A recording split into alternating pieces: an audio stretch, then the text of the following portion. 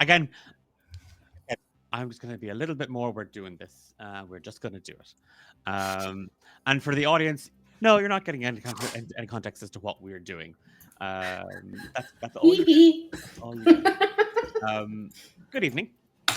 How is everybody out in the land of the internet doing? Um, Welcome to March for Midnight, our monster of the week, 1980s survival investigative mystery, apparently illicit affair happening between high school students. College high school students? That's the thing. College high school students. I've invented it. I am Declan, and I am your archivist and general DM around these parts. And I am joined this evening by Kiva, Eilish, and Dahi. Emma is away, so Morgan won't be joining us this evening. But we're going to continue on our investigation of Camp Harmony Falls. Before that, though, um, Eilish is going to give you a quick recap as to what you might have missed out on the last time. And in our previously on section, Eilish rolled a 1, which means that she has to frame the last episode around how Annie really was the hero in that. Before we dive into that, though, I just want to very quickly mention a couple of D8 dungeon bits and pieces. If you have reached out to us, if you applied for any of the other new shows that are up and coming, I promise I will be in touch very, very soon. I've been a bit held up in work and bits and pieces like that, but the Emberlight Saga and the Return of Random BMs is all kind of very much at the back of my mind. I want to kind of get started into that in a couple of days, if not a week or two. So hang tough. We do have an upcoming charity stream event. This year we are participating in the Jingle Jam. And over the week of the 12th, I believe is what we've said. The dates will be up on our social media and our Discord afterwards. But 5 nights over the Jingle Jam event, we will be running 5 festive-themed one-shots, all with the aim of raising money for charity. So hopefully we'll catch you then. If you want to play in any of those games, do head over to our Discord server. That is where all the details are going to appear. And there's a link for that just gone into the chat there. So you can catch us up there. You can also just keep an eye on our social media feeds. That's where you'll catch any extra information. And then lastly, but by no means least, before I hand you over to Eilish, I want to mention our friends over at Mr. Dice Goblin. If you are a purveyor of dice and you like to grab as many and stockpile them because winter is upon us, and we all know that dice are sustenance. Don't eat the dice. God, I feel like I still have to say that though. I'll spit those dice out, and that's how you get advantage. Mr. Dice Goblin are a UK-based shop that cater to all of your TTRPG needs and wants and desires, and they do these mystery dice bags that I am a little too obsessed with. I haven't bought any though in a while, so there's a shop by my new flat that sells them, and I'm like, oh no. Oh no. Oh no, I'm coming over to see you in like easy access. If you use the code D8 at the checkout, you will get 15% off your order, and a portion of that sale comes back to us, and we use that to pay artists to create character art and podcast art for us. We use it for new subscription services for music and assets. We also use it for equipment and stuff like that. And speaking of equipment, we are going to maybe upgrade some of our equipment soon for podcast recording. And that's a little on the hefty side of stuff. So you might maybe see a Ko-fi if you enjoy Romancing the Dungeon and you might want to help us out. get some new microphones and stuff like that. Well, there'll be details on that soon. But anyway, that's it from me. That's my spiel of stuff. Eilish, do you want to give us our update or our recap? Yeah. So I'm going to do this as if Annie was writing in her diary, if that's okay. And we're kind of catching her midway through. So after I was done dragging Max away from pretty much certain death, we watched the other two figures drag the body back to the lake. That's twice now he's tried to save my life, and I can't help but feel like if Emily was here, she would not be very happy. Speaking of, when I brought this up with him, their song started playing on the tannoy, and then all of a sudden it turned into Jolene. Like, ugh, could she be any more obvious? It's so embarrassing. He's not even my type. I mean, he's kind of cute, but you know, his injuries were pretty bad, so it took us a while to get them cleaned up. And while we were tending to those, I noticed a grate in the ground. It's too bad that neither of us could have fit into it, so we decided to look for Norman. And then we heard the sound of the radio crackling, and I spotted the red and blue lights of the police. So once again, I had to draw everyone's attention to the fact that we were in imminent danger. I'm getting kind of tired of this. Anyway, once we found Norman, I spotted a performance space that was kind of set up behind the admin building.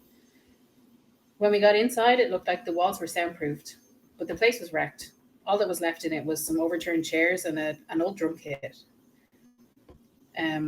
Norman's Walkman started playing a weird orchestra setup. When I took it off him, though, I didn't hear that. I heard Harrison. He basically told me that it's not safe in the camp, which we kind of knew already. But he also said that I shouldn't trust even those close to me. I don't know. So far, we've all been kind of keeping each other safe, so that feels like he might just be getting jealous that I'm not spending as much time speaking with him. Anyway, we found a trapdoor. Well, I found a trapdoor.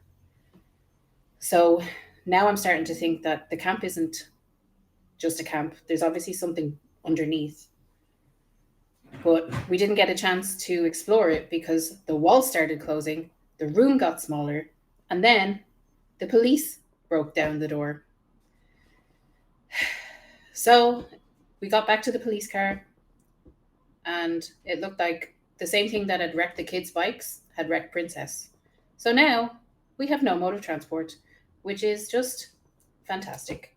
Anyway, Vigil is fine, and now we're on our way to, I think he said Penny's Diner? Ricky's mom is there, and we have to tell her that he's okay. I think I heard them say that weird tagline again over the radio. Welcome to Camp Harmony Falls. Play your heart out, or else. Finished off there lovely with the car siren. Sorry. Okay. Really good job. That was really fun. Thank you so much. I loved getting it from like Annie's angsty diary entry. So for this session, you can choose one particular award. You can take a perk rather. You can take a +1 forward to your first roll of the session. So you can add a +1 to that. You can add a minor world detail to a scene that I have described. And I think, Dahi, that's what you took the last time. And it can be really, really useful. It can be that sort of like, oh, I get to paint the picture. Or you can have a hold going forward, which means that in a particular situation, you can ask me a question to kind of like maybe get some extra information about something that's happening around you or that. I will add something to a scene if possible, please. Yep. Now, again, remember, this is a use it or lose it situation. Like it doesn't carry over into the next episode around like that. So, okay. without further delay, we're going to pick up. And Officer Holt, with the five of you and Vigil stuffed into the back of the police car, you have pulled into the parking lot of Penny's Diner. You see this young woman, early 30s, kind of coming running out of the diner, um, and she's wearing sort of a paisley blue waitress uniform with a white apron. There's a tea towel strapped over her shoulder, or draped over her shoulder. Her hair is just this like bob of colors and waves. Uh, it looks like it might have been taken care of at some time, but now it's just sort of like mashed into a little bob on top of her head, just sort of like scrunched down with this big scrunchie, and tied up and out of her face. She looks incredibly tired, and she when she sees the police car open up, the pull into the driveway and the park right next to the diner. Uh, it's when her eyes kind of see Dana and then drift into the back, and she spots Ricky. You just hear her call out his name. Dana gets out of the car, opens the doors for all of you, and immediately Vigil, the dog, just kind of like bounds off of Morgan's lap and kind of just starts like sniffing the air and walking around. Ricky is slow to leave the car. And you just hear Dana saying, "He's all right, Debbie. He's all right. He's a little shook up, but Ricky's okay. He doesn't seem hurt." And Ricky just kind of like stares at you, Norman. You all right, kid? And he nods his head.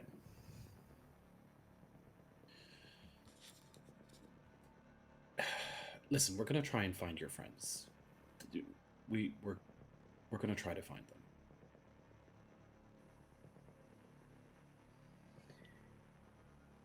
You see him reach into the small little backpack. It's muddy, it's wet, it's torn. He takes out the Walkman and the headphones and he puts them on. He hits the play button, and you can just hear the sound of a tape whirring. He gets out of the car and he is immediately sort of scooped up into Debbie's arms. And then she's like, "Are you okay? Let's get you. Oh gosh, you're so cold. Let's get you dried off and get you something to eat." And then you all kind of see Debbie kind of staring into the car at the rest of you. And Dana just kind of stands to the rear of the car. I'll follow you inside, Debbie. Let me just talk to these other kids. And Debbie takes Ricky into the diner, and you do. It's like any sort of. It's like a red brick building, but then it has this like metallic sort of plating, sort of like tacked on, and you can see kind of like Penny's Diner in like neon red, kind of humming, and there's a glow from it against sort of the darkening sky of the evening. Inside, you see kind of several customers, all kind of like that really awkward sort of like all looking out, trying to get an eye full of stuff. And when Debbie turns, they all kind of immediately go back to their food and like pretending that they weren't just staring out at this scene. But you see Debbie kind of whip Ricky inside the diner.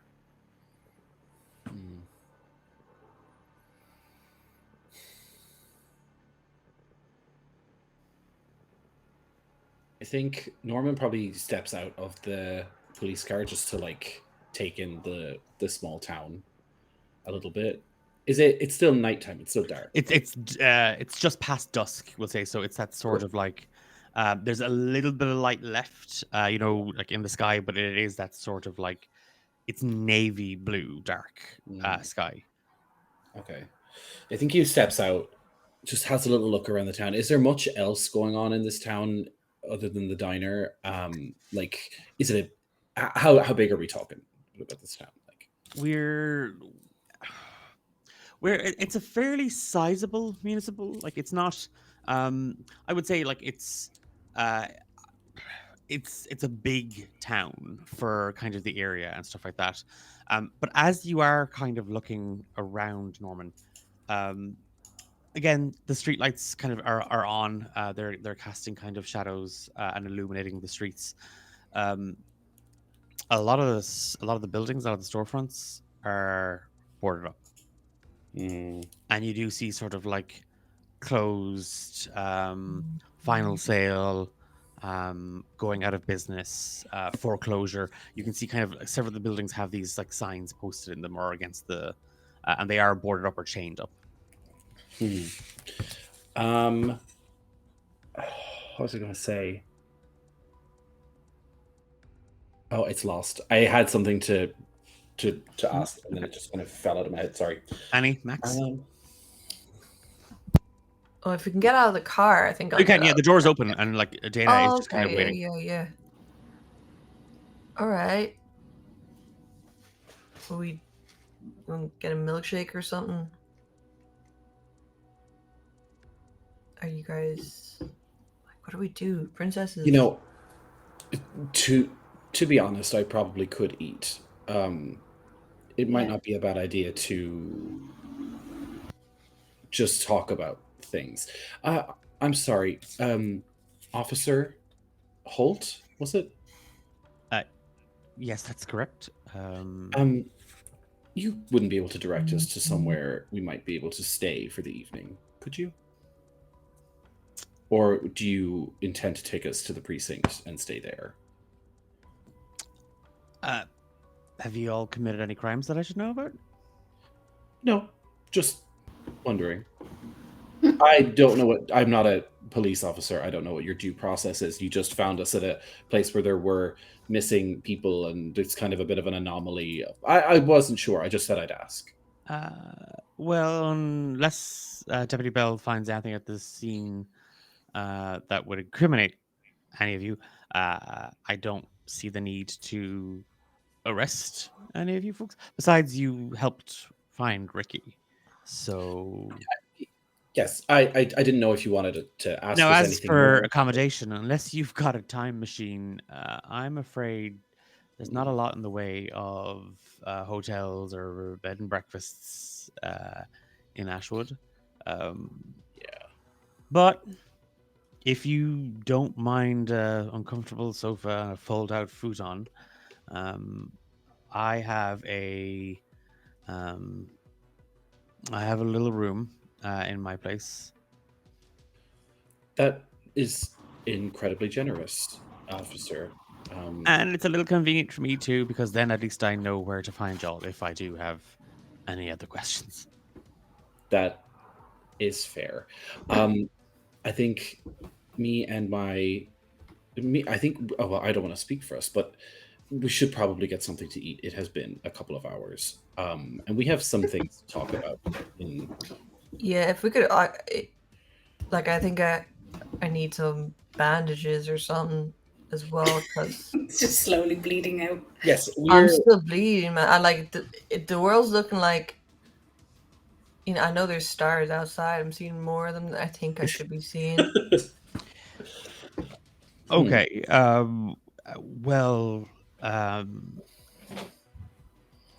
Norman and Annie, why don't you get yourselves a couple of menus? You can tell Debbie to put it on my tab. And Max, why don't I bring you down to the sheriff's office? We have, well, old old Nancy, well, she used to be a nurse and now she sees herself a little bit more of, well, she's our secretary. As more of a nurse than I am, that's good with me. Fair. It sounds like there's a lot of double jobbing going around at this town, and I look at around at all of the boarded up buildings. That I think he says it less of a judgmental way and more of like a sad sort of like forlorn sort of way. This town makes him very sad. Um, I would appreciate if you didn't really add fuel to the fire. We still have the Williams twins and course. the Murphy boy who are missing, so probably best steer clear of giving these details to people. Yes, of course. Anything we want to talk about, we want to talk amongst ourselves. So we don't want to upset the local people much more than they have been already by the missing kids. Anyway, let's get some food. Max, Dana kind of like helps you into the front seat of the police car, and unless is there anything else anybody else wants to do at this point here? No. Annie and Norman, you're able, like, you watch as the car kind of reverses and peels out of the car park. It doesn't make any sound. Oh, fuck. You don't hear the That's what I engine. was going to ask. You don't hear the tires against the asphalt. You don't hear anything. Realizing that, I think Annie will kind of look to Norman and be like, Oh. we're still not... No, I didn't tell you about the stuff with the two people, or well, was three in the lake. No. I think I know what's happening with the lack of sound. Okay. When we split up, Max and I found, well, it found us a siren, I want to say. Are we talking mer creature? Mythology kind of siren? I mean, she wasn't well, yeah, she was kind of luring us to our death. Dashing sailors upon the rocks. She sure took a liking to Max. I mean, well, this is good. This is good news because we can probably make some countermeasures now. Maybe if we take some time to make something to plug our ears, or from the lack of sound. Well, if there's a lack of sound, how are you two lured by a singer? We really have to start putting two and two together. That might be their fault that there's no other sound. That would make sense. Max killed her, but there's two more in the lake. And what? At least. Did anything happen when the sound came back? But then they took it away again. Oh. So we have no idea how many there are or where they are. It has to be a lot. Is there, Declan, is there, Archivist, is there any, like, close by, like even in the diner, is there any, like, little maps of the town? Or, like, little, like, little kind of state maps and that kind of You stuff? can, if you want to head in, like as you're kind of heading up to go in at the diner, like having this conversation. Norman, you do see that, like, outside there is sort of a kind of a town notice board, like kind of a little billboard, and there's a very faded sort of local map. Perfect. Like you can sort of see kind of the town of Ashwood Falls. You can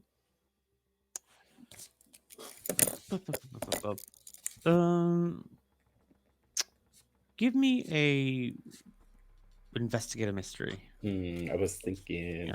Okay, I shall. Oh, that's cocked. Oh, same result. That is a 9 with my now +2 to sharp. Gorge. Investigate a mystery. What happened here? What sort of creature is it? What can it do? What can hurt it?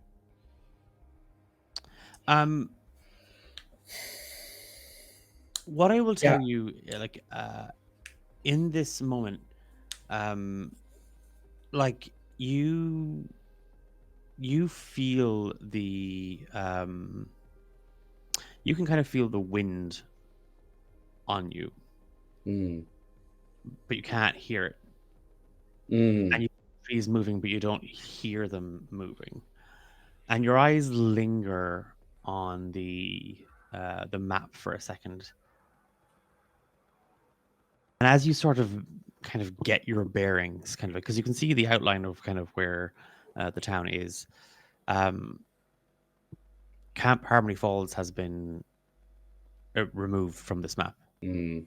It's Is the body of water that's by Camp Harmony Falls is Yes. still on the map? it is, yeah. Are there any other bodies of water surrounding the town? No, there's a Okay. river. There is a river that feeds this lake. And does it kind of like does it kind of go around the town, or does it just kind of go through? It hits the lake and then it kind of vanishes. Okay, cool. I was my thought process was like they might be like sandwiching the town. You know what I mean? So No, I was this gonna is just eliminate yeah. that. It just ends kind of in this lake and then kind of disappears. Okay. I think he thinks for a second as like he can't hear the wind, but he can feel it. And he's just kind of he doesn't want to look crazy in the middle of a town. They're gonna have to do this somewhere else. Annie, I have a couple of probably crazy ideas. I don't really want to do them now while we're supposed to be acting normal and not freaking out the townsfolk. So maybe when we meet back up with Max, we can talk about them. But I think for now, let's get some food and let's bang our heads together and try and think of what we can do to stop. Because we can't head back to Harmony Falls if we are going to get enchanted by this sound again. I can't have Right, you but guys you running also- off into the middle of the water and getting drowned. But you also can't say something like that and not tell me what it is. Oh, okay, well, I guess before we head in, try not. He just doesn't want to sound crazy in front of people. It's like this is. But there's no one else around, is there? No, everyone's in kind of inside, and nobody has Yeah. kind of come out to you Yeah. at all since. Fair. I guess he'll sit outside to say, I feel bad suggesting this now that Morgan's not here, but I think we might need to sing. Oh, The only real sounds that we can hear are each other so far. yeah, I guess.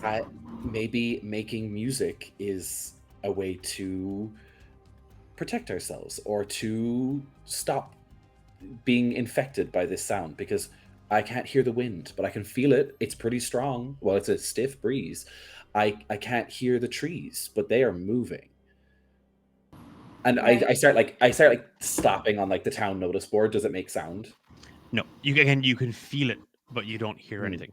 Can I start making like a basic like beat, like drum beat on it, and see if that makes sound? Nothing. Okay. Well, we can And he's hear gonna kind of us. hum as he's making the beat. We're starting a band. Sorry, guys, we're banned now. See, this is why I didn't want to look insane in front of these people. The door opens, the Yeah. door of the diner opens, and there is just this grizzled-looking chef in in a uniform, like a white, hair kind of pulled back in a net, kind of tufts of a beard, like there's kind of patches of it where he might have caught a little bit of fire, a little bit of grease, and it's kind of singed. He looks kind of slightly Eastern European, like he looks potentially kind of Polish, because he stares at you and he goes, "This is the racket that you are making against my diner. Are you coming in to eat food, or are you going to just be a nuisance?" Yeah, no, we're coming. Sorry. Yeah. We just...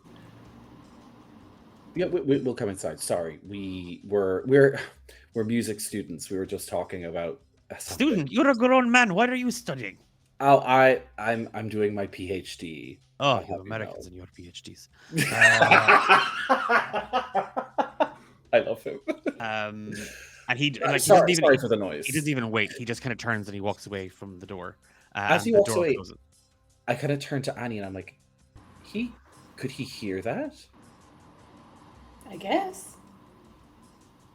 That's really strange. Maybe the people in the town aren't affected. I don't like that. Surely they would have noticed. I know, and I know that we're special or weird or whatever. So Hey. hey, come on. Yeah, look at us all. Look at what happened Look over at the us. last 2 weeks. God, has it only been 2 weeks? Feels like months. It's been a couple of months. I think, yeah, we just head inside and get some food, and I think uh, Norman is gonna like really just be watching people and how they react to sound specifically. Like if a car pulls up, does someone turn out to look at them? Like all that kind of stuff. That's his main focus as he gets some food. As the pair of you step inside, a couple of things. It's the smell hits you. Like God, it smells good. It smells deep fried. It smells like it's been covered in sugar and cinnamon. The heat hits you. The music from the jukebox hits you. The chatter and the clatter of cutlery and delf against hard plastic tables, the sound of sneakers against linoleum, all of it hits you. Like in the way that you're like it's like you've heard sound for the first time in the longest time, Yeah. like a wall. And outside you can hear the wind whistling.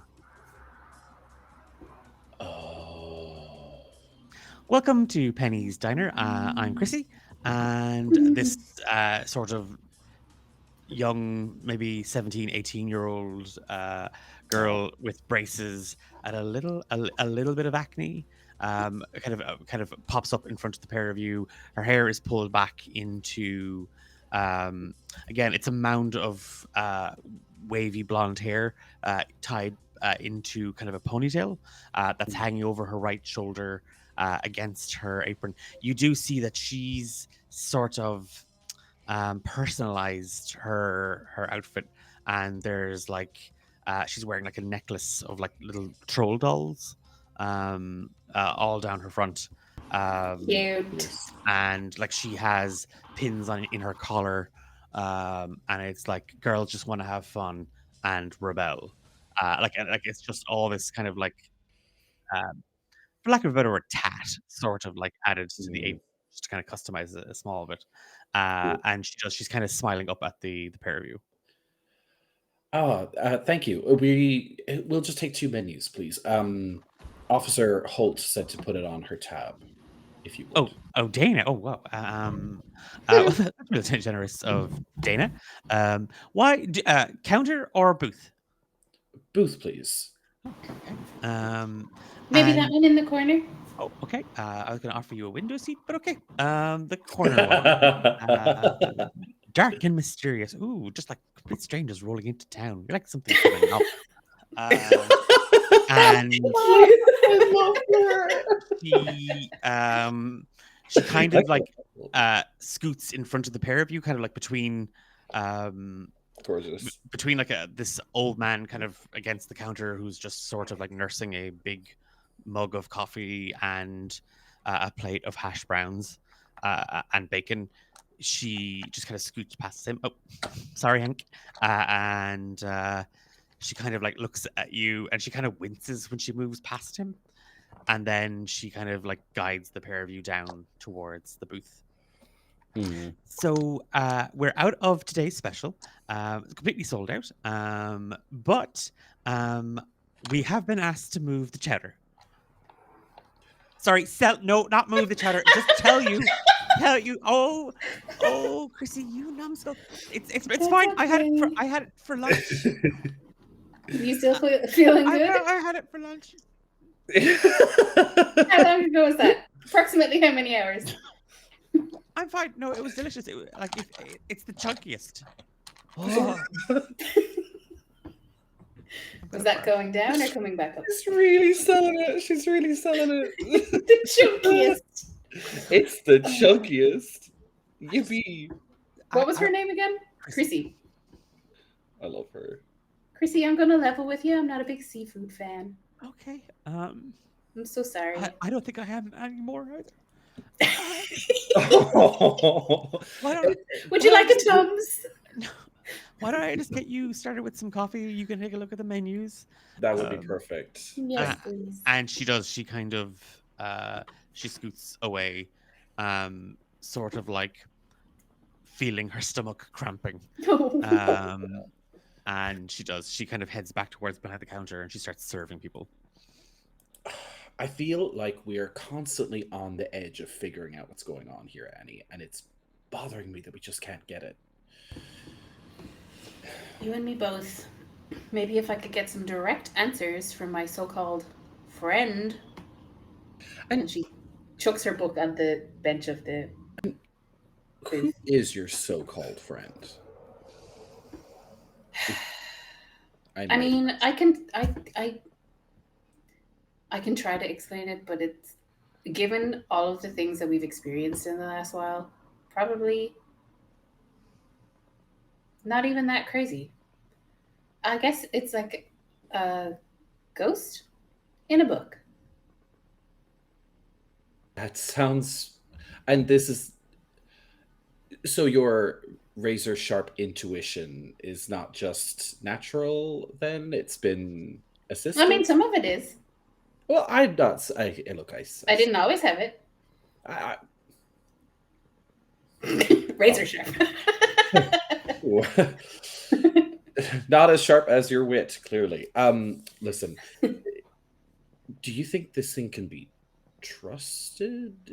Has it? He saved my life a bunch of times. Fair. Well, I think we need to figure out some sort of way to recreate what's going on in here as we move, because I can hear everything again. Is there a jukebox playing, Declan? There is, yep. There is, and it's Cyndi Lauper. A jukebox. How are we going to move one of those around? That's very You have that. conspicuous too, right? You have that Walkman, though. True, and if the kid did have, I do have the Walkman. The problem with that was every now and then it would just scream at me, for lack of What a if we better get term. a boombox? Not a bad idea. Well, I don't think this place has an electronics store, so where are we going to find one? Oh, the cops must be back. No, I'm kidding. Hmm. Sorry. It's Max. Max is on his way back. Yeah. Actually, Mac is being brought to the hospital. It's Koblu. No. But I think I kind of want to. I want to try something a little bit weird with Annie. It's like I want to set something up. So maybe investigate a situation or investigate a mystery, Mhm. because my idea is this jukebox. If we want to get ourselves a little boombox or something to make music or make noise, I want to try and figure out a way where we can stop what happened to the radio happening to the radio, because our radio exploded. Like it went nuts at us. And I think I had a little bit of a hint of doing it before with the weird science with the drum kit. I just failed really badly at it. And I think I would like to, if we can get our hands on it with Annie's help, who's got better weird than I do, or who's better with weird stuff, I guess, than me. Try to set up some sort of boombox that we can like carry with us, or some sort of musical device that we can bring with us, even the Walkman or something. Okay, so To protect ourselves. you're trying to hatch kind of a plan. You need to get your hands on a Yeah. boombox and then figure out from there. Yeah, Okay. pretty much. As the two of you are kind of conversing and you're kind of talking about bits and pieces, you do know that like it's again, it's one of those things, because you do it when you're at home as well, like when you're setting your local, whether that's the diner or the bar, and people you don't recognize come in and all heads kind of turn. There's this moment where, as the pair of you are kind of looking down at your menus and you're kind of like whispering to each other about kind of, I think I have a plan. We need to get our hands on something, and then you're like all looking at the jukebox. Norman, if your back is to the wall, we'll say you're kind of looking at the door. you do see that like a lot of the people in the diner are like looking at the pair of you, Yeah, of course. and they're talking. In fact, most people are, Hmm. except the old man at the counter Mm. that you like that Chrissy had to squeeze past. He seems to Mm. just be completely and totally absorbed in his coffee and his plate. Hmm. He'll hold on to that one. I think. Have we gotten our coffees yet from Yeah, the no, Chrissy. social? Chrissy kind of comes back and she just, oh, pay them no mind. The last time we had strangers come in here, they took a wrong turn. Oh, of course. I'm Of actually course. writing an article for my high school paper All right. about people who come to Ashwood Falls. Mhm. Just like, what are you folks here for? Is it fishing? Is it hunting? Is it for hiking? Oh, we are students, and we're here just doing some Wow, research. you're really old for a student. Uh, Yes, I'm doing my PhD. what? A doctorate. Oh, a It's doctor. Oh, wow. Well, actually, my boyfriend, he act like so, and she leans in, like we were kissing, and like his mouth tasted really funny. Like, am I you should pregnant now? probably. And one, you're probably not pregnant. Two, you should probably go to an actual medical doctor. I'm not training to be a medical doctor, my love. Oh, a vet doctor, like a dog doctor.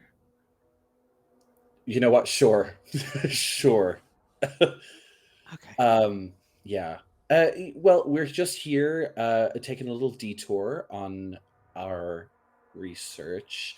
Um, we'll go ahead and make a little order here. I think he'll just like order some pancakes or something, mainly to try and get her to go Mhm. somewhere, so that he can get up under the guise of like, oh, she didn't bring any creamer for the coffee. Oh, let me just go up and ask. So We're I gonna think get her fired. no, he's not. He's gonna like head up to the counter. I think like after we order and kind of send her on her way, he's gonna head up to the counter and head up by your man, that Okay. guy. With the coffee. And he like she kind of looks at you like when she writes down kind of like pancakes and your order normally kind of looks to you. um, she is See your going daddy? to. Oh no. No, Okay, I'm just wondering, like, if you're hanging out with an old man, so I just assumed he was your pop. He's my uncle. Oh, okay, who's a vet? Uh, he, yes, yeah. A really, really good vet. So anyway, I'm just gonna have the club sandwich, and Max will have the cheeseburger and fries with a strawberry shake. And then she kind of pauses and is like, "How do I know that?" they're secretly in love. No, we're adding to the drama. Sorry. We probably should order something for Max. That's a good call. He's going to be hungry when he comes back, I'm sure. Okay. I think Debbie is in the back and she's talking to Christoph. I think she wants to maybe talk to y'all as well. Sure. You you guys were the ones that found Ricky. Yes, that happened. That's supposed to be a secret. Well, no, she just said that Dana said that we shouldn't be talking about it, and I shouldn't have heard it, but I kind of was just listening. Let's yeah, let's keep pretending we didn't hear it. How about that? Okay, so that's pancakes. Hold the bacon, hold the berries, hold the syrup, hold the butter. That's the okay, and the club sandwich, a cheeseburger and fries, and a strawberry shake. Okay, Thank and you, she Tracy. turns and she moves away. Oh, Annie, it looks like we forgot to ask for a creamer. Let me just go up to the counter. I'll be just a moment. And he's going to kind of excuse himself to head up by the counter where that guy with his coffee is sitting and ask whoever's at the counter for some creamer for the coffee. He doesn't react to you. Yeah, that's fine. He doesn't seem to kind of engage with you at all. Mm. Um, Yeah, I'm gonna head up like beside him and ask whoever's at the counter. And as like they're like heading back to where it is, I think he just kind of turns very awkwardly and just kind of says, "Nice little town, yeah." You know,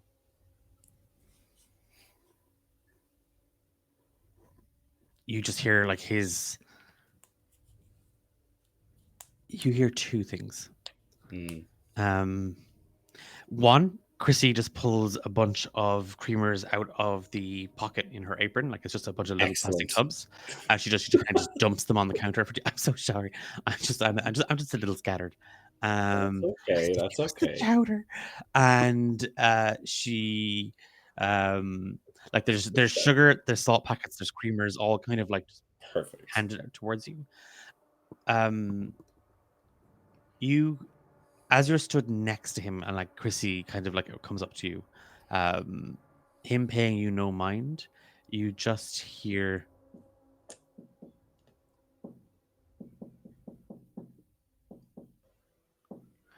tapping kind of like just rhythmically on the counter. And it's that weird thing, Norman. You're like, how do I know that melody? How do I know that sound? And as you speak to him, it stops, and you just hear the fork and knife just scrape into the plate. Like he scratches the enamel. Oh, hate that sound. Oh, yeah. Oh, so it gives you kind of tingles.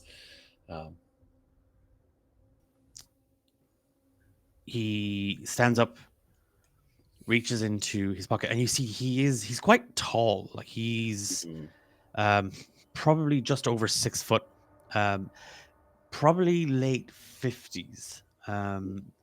And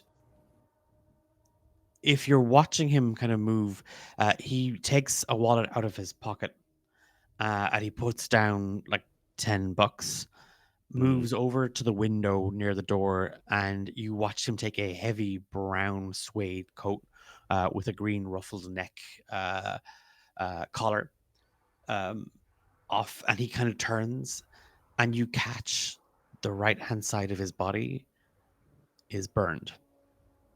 There is a very pronounced burn on his side.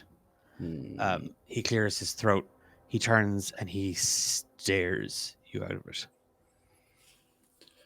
I just like pick up the creamer and like really awkwardly, as he's staring at me, just kind of like look at him and don't look at him, and then look at him and don't look at him. I'm like very much acting like he's being weird, and then I walk back while he's still staring at me. And he heads out.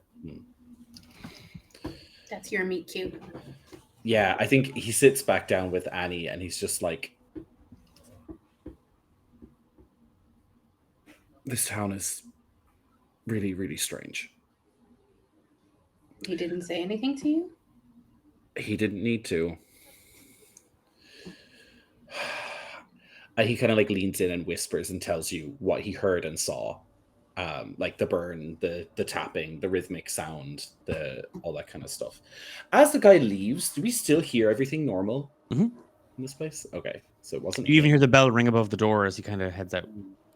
Okay, cool. I'm sorry to like keep asking shit whenever stuff happens. I'm just like, No. I'm trying to eliminate everything in my mind.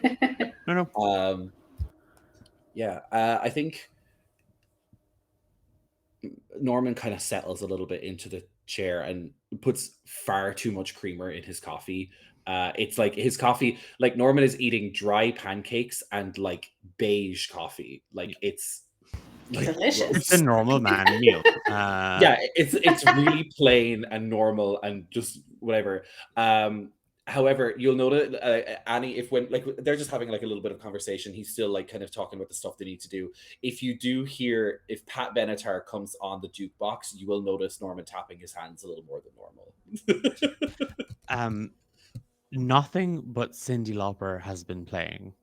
Oh, okay. Like, is this the girl? But you do see Christy going up and like punching in the same number over and over again, and like people, fierce. There is an audible like, oh god, from people. Wait, so it's just one song on repeat? No, but she's just been Like one punching in like album. It's just she must her. Cindy Okay. Lauper's CD Yeah, or her, Okay. her record. That is so funny. Thanks. Okay.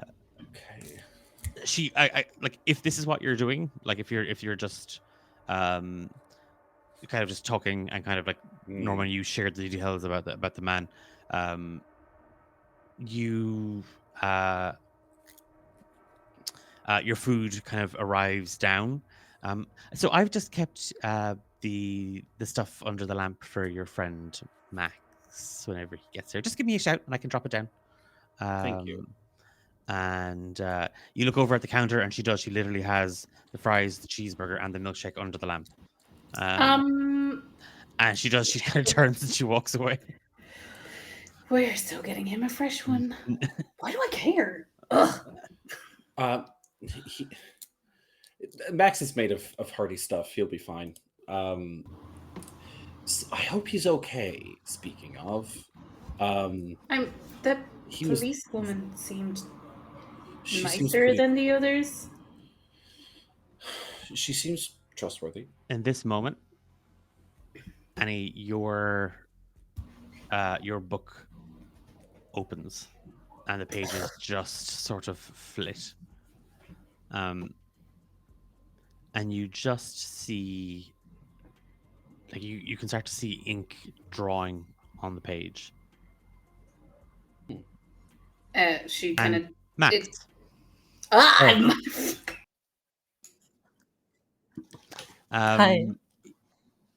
Dana has it is the two of you in the car.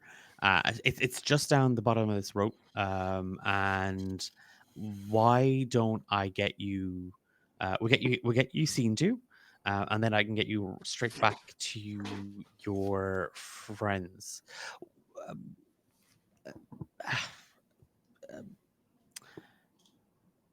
If you wouldn't mind, and it's not an interrogation, and I'm not asking you, it's off the record if that makes you feel comfortable, but what are you all doing in the town?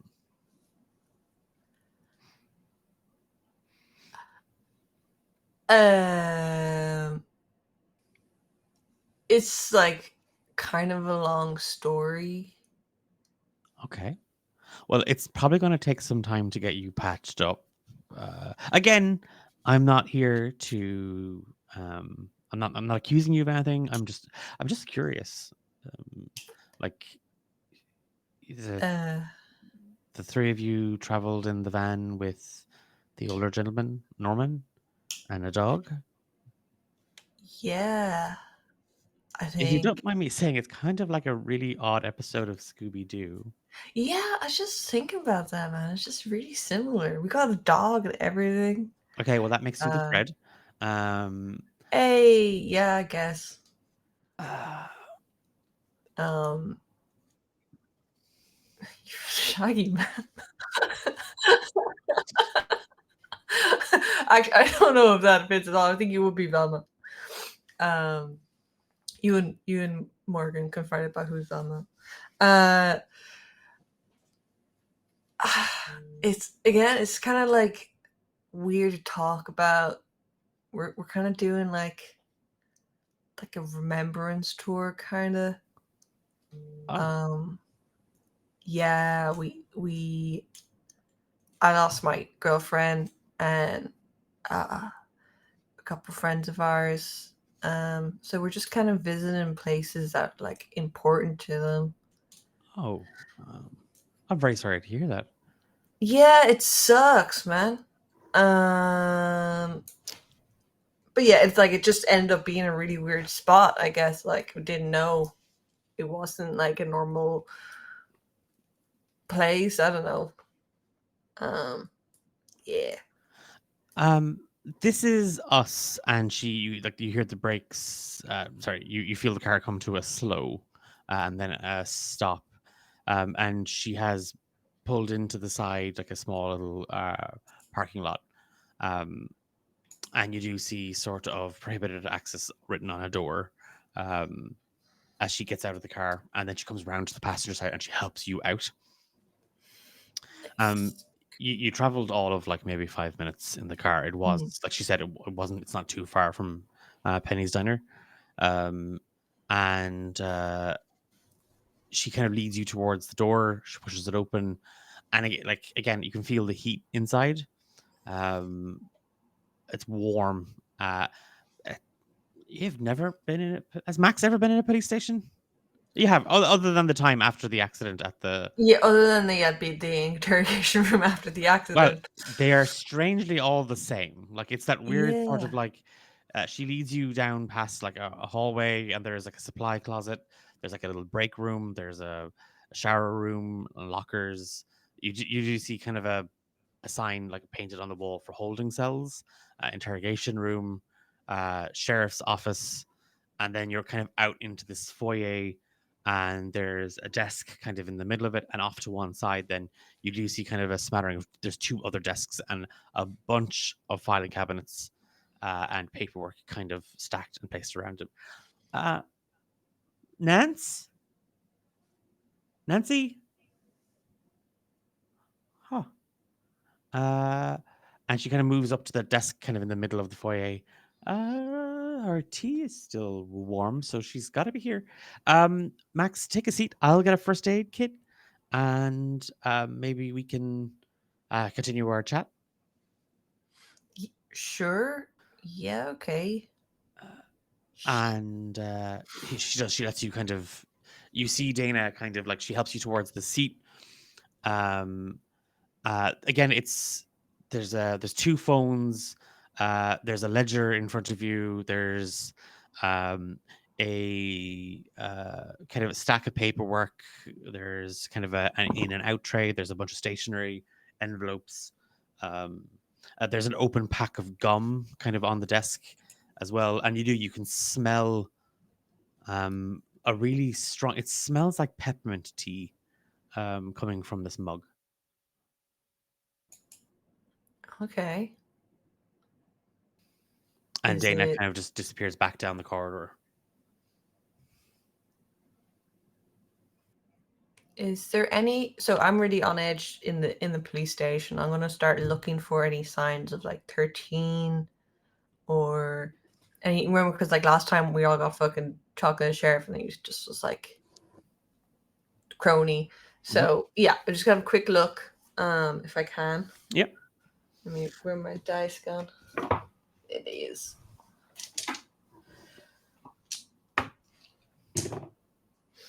And so this is read a bad situation. Read a bad situation or investigate mystery, whatever. Yeah, I would say this is more reading because you're not necessarily looking for anything here. It's more just sort of a like, is there anything here I haven't noticed? Is there any dangers in this room? What was that again? That be was it sharp Sharp, or yeah. sharp? Okay, so that's 8 plus 1 is 9. Okay, so you can ask me one question. What's my best way in? What's my best way out? Any dangers we haven't noticed? What's the biggest threat? What's most vulnerable to me? What's the best way to protect the victims? I think what any dangers I haven't noticed. You're looking for 13. Or any signs of the cult, basically. Yes. Yeah. And like as you kind of like sit on this chair, and it's an old kind of wooden slatted swivel chair, and it kind of creaks and groans as you sort of like spin and look, and you just see Dana kind of disappear down the hallway. Um, you don't you don't really see anything kind of in the like because it's open plan. You can see all around you. And yeah, maybe there's something behind the cabinet. Maybe there's something behind, that edge of the wall that kind of, but you don't hear anything. But there is still this nervous energy, Max, and you don't know if it's the adrenaline kind of leaving your system, and you're just sort of like shaking from the exhaustion and the cold and the pain. But something has you on edge. And as you sort of scan the desk and the room around you, your eyes are drawn to a photograph inside a frame. And you can see, again, as you kind of lean down into it, it looks like a children's birthday party. like a gathering of people, and there's a young woman, young girl, young teenage girl, like standing holding in one hand the number 1 and the number 3 in the other, as she celebrates her 13th birthday. Um, and next to her, you see grinning parents. You see a dad about to like smush white frosting red velvet cake into the girl's face. She's kind of turning to look at him as if to say, "Fuck off!" Like it's a moment captured in time.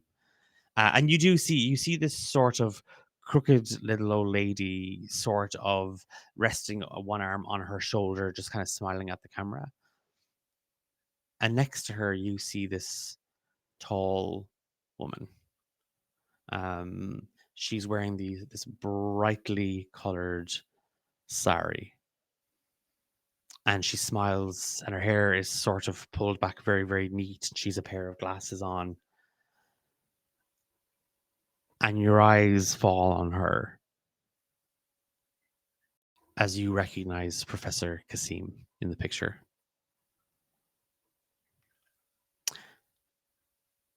And you go, like, as you regenerate, you just see it's lifted up, it's pulled from the desk. Oh.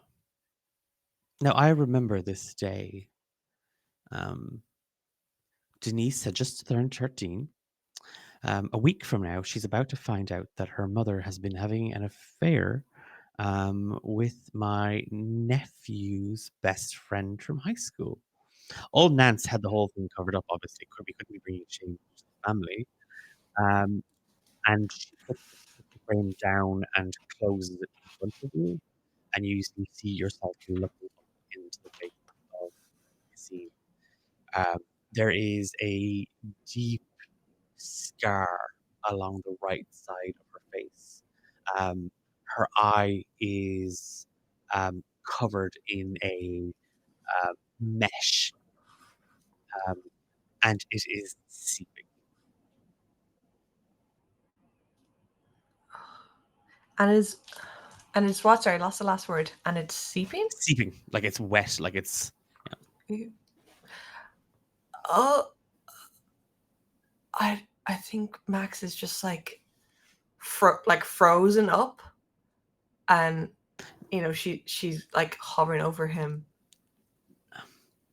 Darling, you'd want to. What is it that you Americans say? Shut your yap, I believe, is the colloquialism. Lest some flies nest. You are. Everything I want to say sounds like it's out of a cheap movie. What the fuck? Oh, you thought I was dead? You do. Max, many men, many much more accomplished, much older, much brighter men have tried to silence me before. But it's not in his plan. And so long as I do his will on this earth, you and your friends, your darling little friends, won't be able to harm me. Now, I don't have a lot of time. Dana is going to find dear Nancy and you see her kind of she reaches into a pocket on her dress and she pulls out a battered old looking like pocket watch. It looks very old, Max. And she kind of holds it up to her ear. In a few minutes, she'll find my niece dead. That'll be all the time I need to leave. I'm here, Max, because I need to just speak to you. I need to speak to you directly. And I want you to tell me that you understand that this is not a dream, you are not hallucinating, you are not in any state of shock, though I have my doubts as to your ability to survive your state. Um, I bring a message from Emily. All right.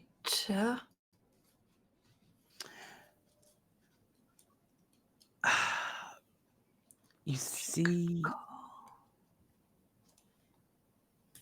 Max, Emily's transition to his Great One's side it's proven a little more challenging than the others. She seems to have a connection with you. I know you know what I'm talking about. I know you've seen her. I know you've spoken to her. I know she's tried to communicate to you. Don't bother. Darling, there's a way to save Emily.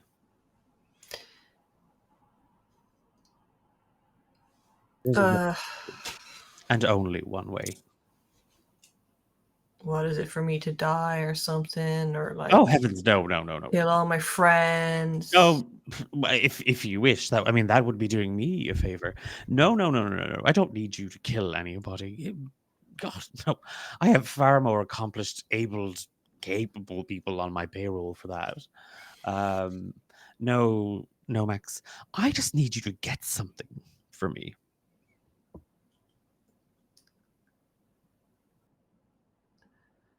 Okay. Max.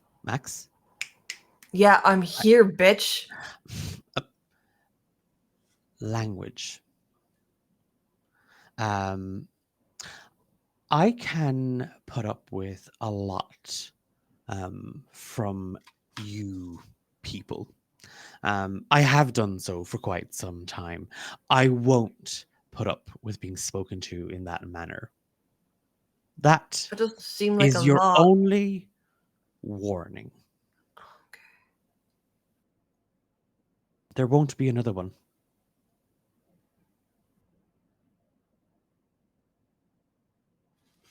You got something to tell me. The child that you brought back from the camp, he has something and I want it. What is it? Just his Walkman. Walkmans are pretty cheap, you know. Yes, but I need that one. You know. Don't try to be cool. So me giving you a Walkman is gonna make Emily not be dead and also not a demon. No, Max, but it is going to tell me that you are willing to do what I tell you to do in order to make those sacrifices. But you said one thing I had to do for Emily to be normal or whatever, to get you a Walkman. That's to prove that, one, you're a good little doggy and you can follow orders, and two, that you'll do so in a discreet way. Are you gonna tell me why the Walkman is so important? It's part of my work.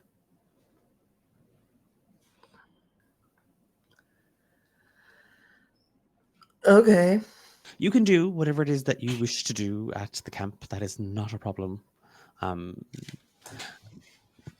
In fact, I'm about ready to get on board a plane and to get me out of this little hovel. So, the Walkman, you will retrieve it. There is a old storage shed on the Camp Harmony Falls.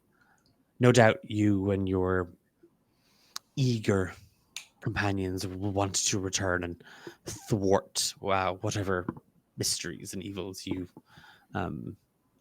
you see that you must end, you can leave the Walkman there, and it will be acquired by an associate, a friend of mine. You ready to just kill your niece? Yes. Why though? I needed a distraction. Oh my god. Do you okay? Oh god, you're nuts. There's And there we have it. I did warn you. I didn't call you a bitch. And she just brings her fingers across her lips, and you feel a sharp pain in your tongue, Max, as it seizes, and you feel this thing moving around in your mouth, and then there is a pain in your lower jaw, and it erupts, and you feel this thing just shoot through your bottom lip as your mouth is stitched shut, and you take a harm.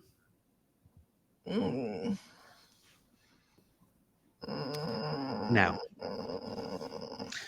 I realize that I've taken away your ability to speak to me, but like a good little boy, you can nod, you can blink, you could stamp your feet, whatever it is that you so wish. Do we understand each other, Max? Good. Will you bring the Walkman to the storage shed?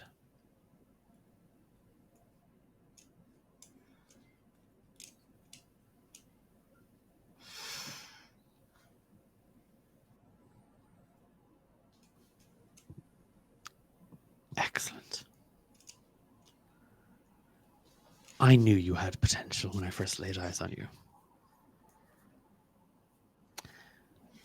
Now, not a word of this to Morgan or Norman, anybody really. And she brings the pocket watch up to her ear, and 3, 2, and you just hear a scream come from the corridor back behind you. Tomorrow, 6 p.m. The Walkman is there, or, well, I'll have taken it that you have changed your mind. I feel like you and I have real potential to do so much, Max. So consider this a sign of good faith. But no, and you see her kind of twisting her two fingers together, that what I do now, I can undo. And she just locks her two index fingers together.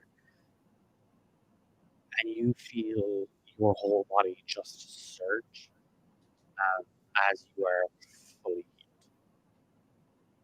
I'm sorry, what? fully I'm healed. what? Oh.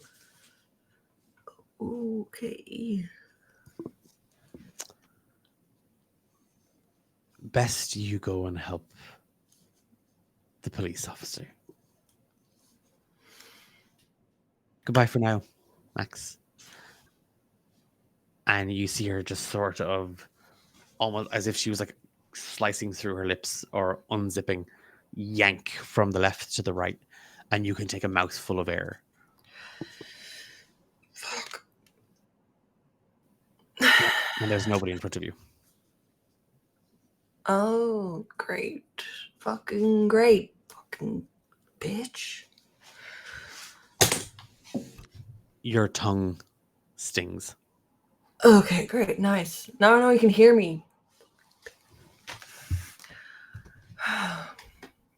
Okay. And they're screaming now. You just hear help, Max, and you just hear Nancy, can you hear me? Nancy? I run in. What's going on? You see this elderly woman on the floor in the rec room. Um, she's convulsing on the ground. Um, there's a she has a pen. She has it for her allergies. There's a pen at her desk. Oh, I'll go look. I'm gonna go look. Yeah. I'm gonna try and find something. Um, and you kind of start looking around, and there is a in the top drawer there is a kind of a EpiPen, like in case of emergencies. Okay. Um, I'll go and try to just ram it into her leg, I guess.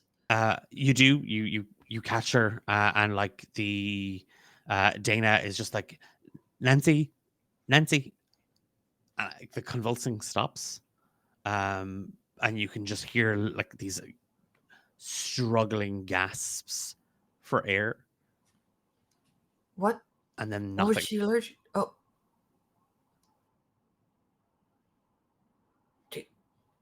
Would I call an ambulance? Dana kind of starts trying to do starts trying to resuscitate her, start doing CPR. Okay, I'm gonna go and try to find call 911 on the police like thing. Just be like, I think there's like a lady here. She had an allergy attack. She's not breathing.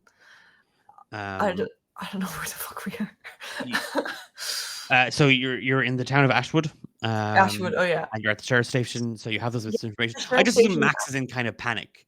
Yeah. Just like even though he feels like he's kind of fake, like he kind of feels like this is all for nothing. Like he knows that if Dr. Kasim decided this woman is dead, she's probably gonna die. But like, if she doesn't, then maybe it's proof that if like we can fight something that she does. You, as you kind of like, as you're on the phone and you hear people asking you for like details, kind of like location and stuff like that, you can kind of like, it's that weird thing. You're on the phone and you can kind of hear this buzzing sound, like it's just like this, like it's just this sort of like, at first it sounds like maybe like it's just the phone, like it's something like electrical in the phone. And then it kind of sounds like a scratching sound coming inside the receiver, and then something touches the inside of your ear, Max. No. You drop the receiver and you just see this wasp thing. Like you start to see kind of like it kind of crawls out of the receiver, like this small little insect kind of like climbs out of the hole in the receiver. Stomping on that. Stomping. You can just hear Dana kind of like kind of calling out, Max, tell them to hurry. I have a pulse. Whatever the EpiPen seems to have worked.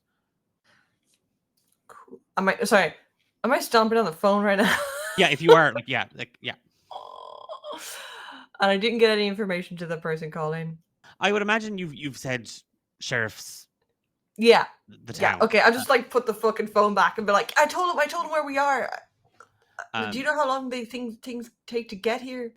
In that kind of time, as you kind of rush back to the rec room, you do see the old woman is sort of like, her eyes are up and she's looking kind of very out of it. Like she's looking like faint. Like she's not at 100% of her strength. She's not at 100% recovered, but she is sort of looking up at you. And like she is like, you see her kind of like reaches for her ear, starts to scratch at her ear. And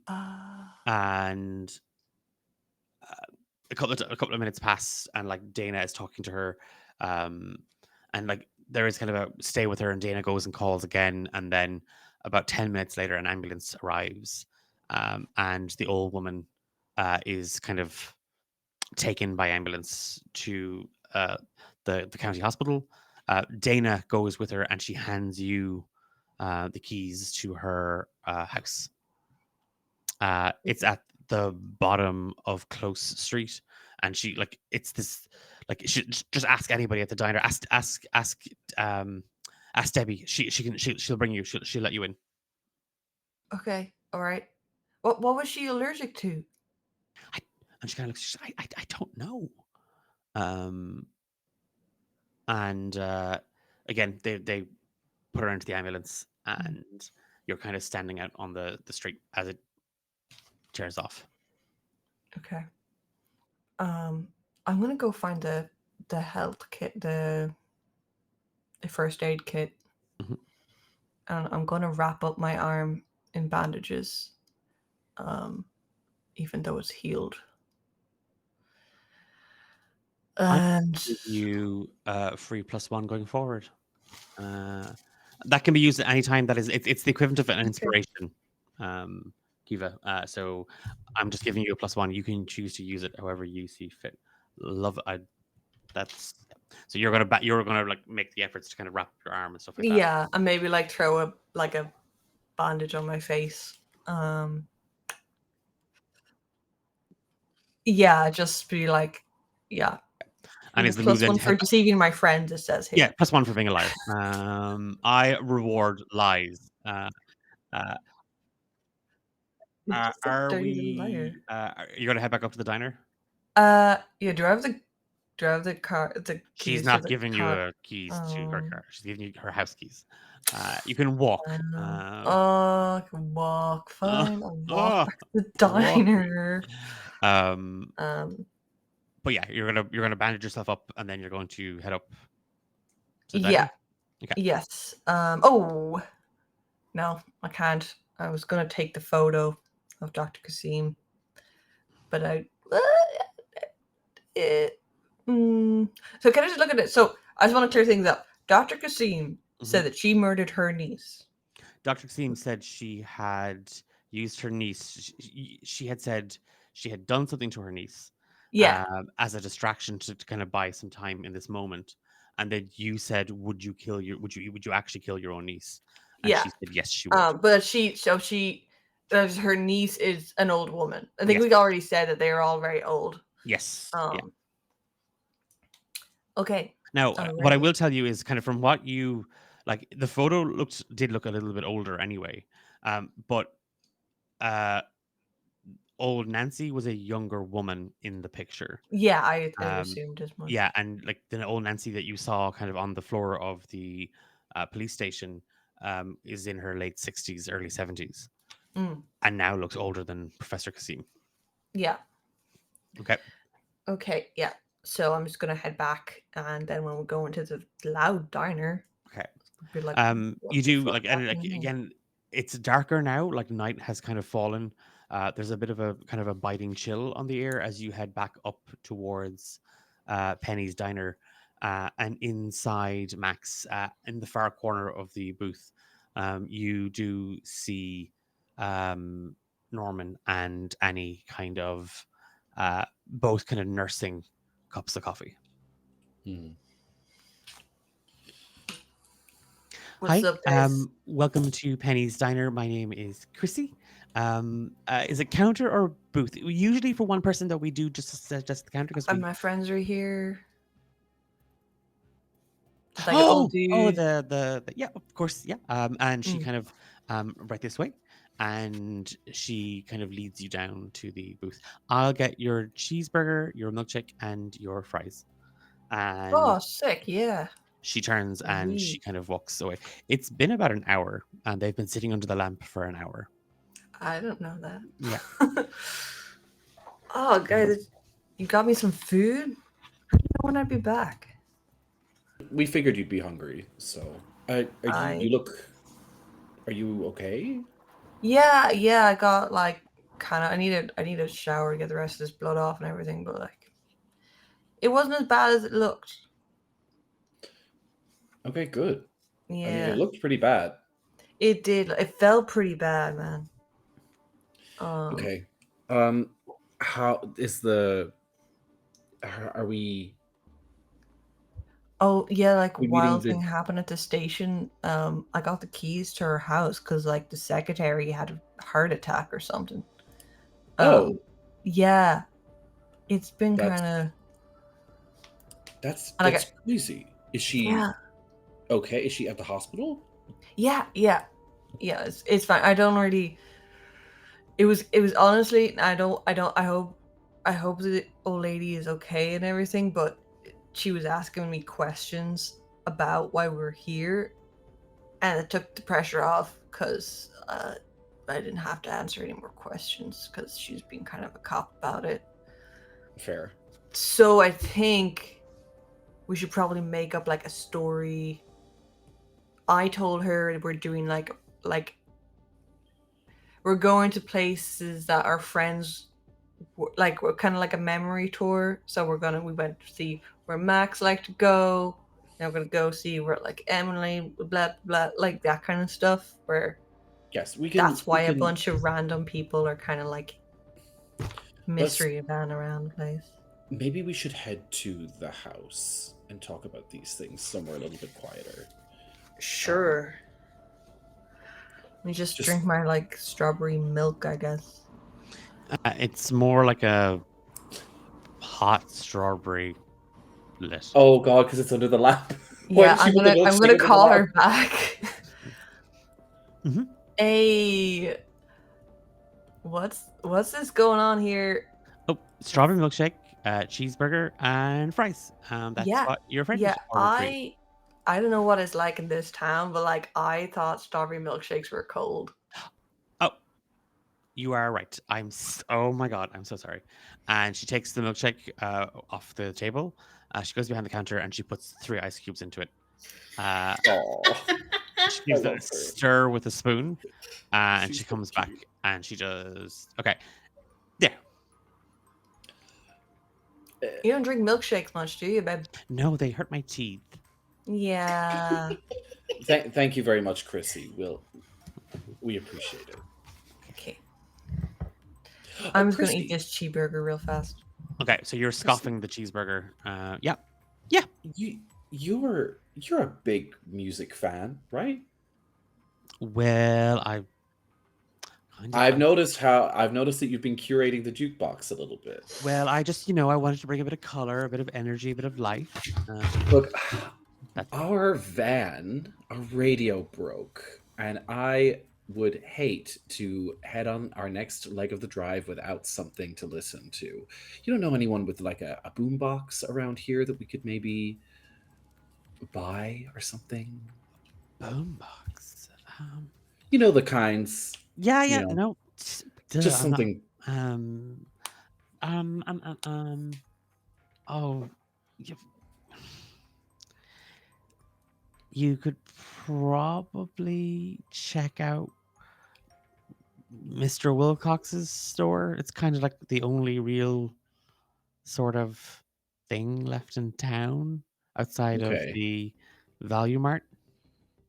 You don't sound totally confident Oh, in he's just a Mr. bit of a- Wilcox's store. Jack, he's just a bit of. You ever meet somebody and they just give you kind of the creeps? He creeps me out. Is he the guy who was sitting at the counter? Yes, you saw him. I mean, you can't just see. Ah. He always sits there Well, in his chair. I'm always trying to make polite conversation wherever I go, and it was like talking to a brick wall. Well, that's him on a good day. Yeah, he seemed and not a edgy. cheaper. Rude. So he has a sort of hardware store, but like he has lots of bits and pieces in it. I'm sure he has like a radio boombox, maybe you might get from him. But honestly, he's literally a bit of a dud. That's totally fair.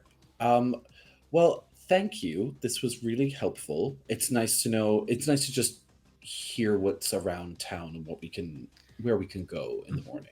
Do you want some more Appreciate ice for your shake? Well, you're muted.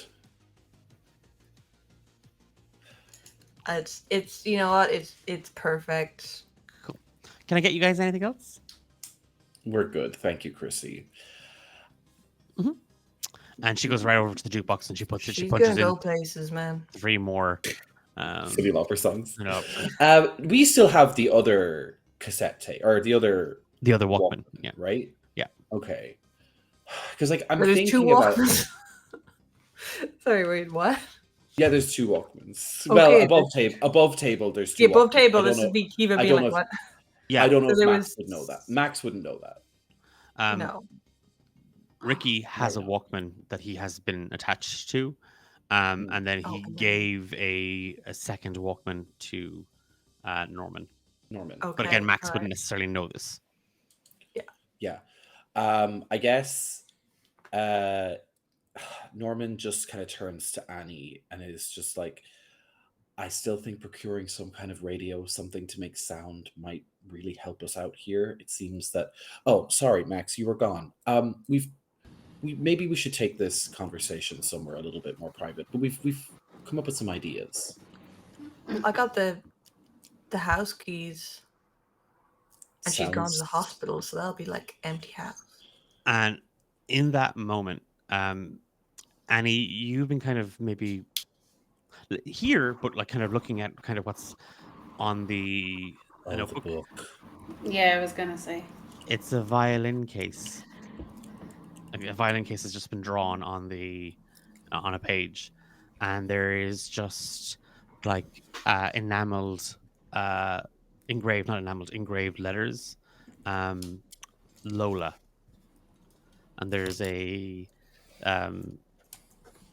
it looks like maybe like a sticker or maybe a design, but it looks like there's like a daisy on the violin case.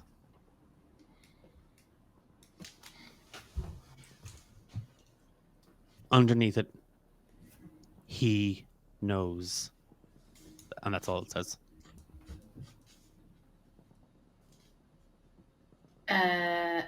She's gonna take a pen out of her hair and just write who.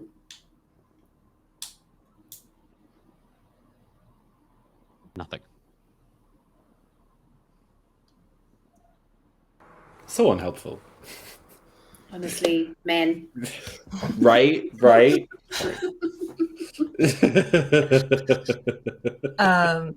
So yeah, will we try to find Close Street? Surely someone around here will know. I guess we could just call back. Hey, waitress girl, Her name is Chrissy. Chrissy. Yeah. You know where Close Street is? Yeah, it's very near. And she kind of laughs. I'm sorry. My pop-up tells that joke every time someone asks. I just have to. I'm so sorry. Oh my god. And she's kind of gone red in the face. I don't know how that slipped out. And then she gets Incredible. really embarrassed. Oh. Don't worry about it. Debbie lives. Yeah, we're staying with. Oh, are we staying with Debbie? No, we're staying with. No. Dana. We're staying with Officer Holt. Oh no, wait, we shouldn't have said that. Oh, okay. Well, I can ask Debbie because she's always over at Dana's house, so she knows how to get you there. Sure. Hey, Deb. And again, Debbie comes out wearing like a heavy coat now, and Ricky is next to her. He's just listening to his Walkman. He's not saying or doing anything. He's just, and Max, your eyes are drawn to it. It is this yellow, like canary yellow Walkman with black lettering. There's a tape marked all around it that just says, Ricky's Walkman. It's kind of got stickers and stuff on it. And he's not saying anything. He's just kind of like being shoveled out from the kitchen through the beyond the counter and then to your stall up to Chrissy.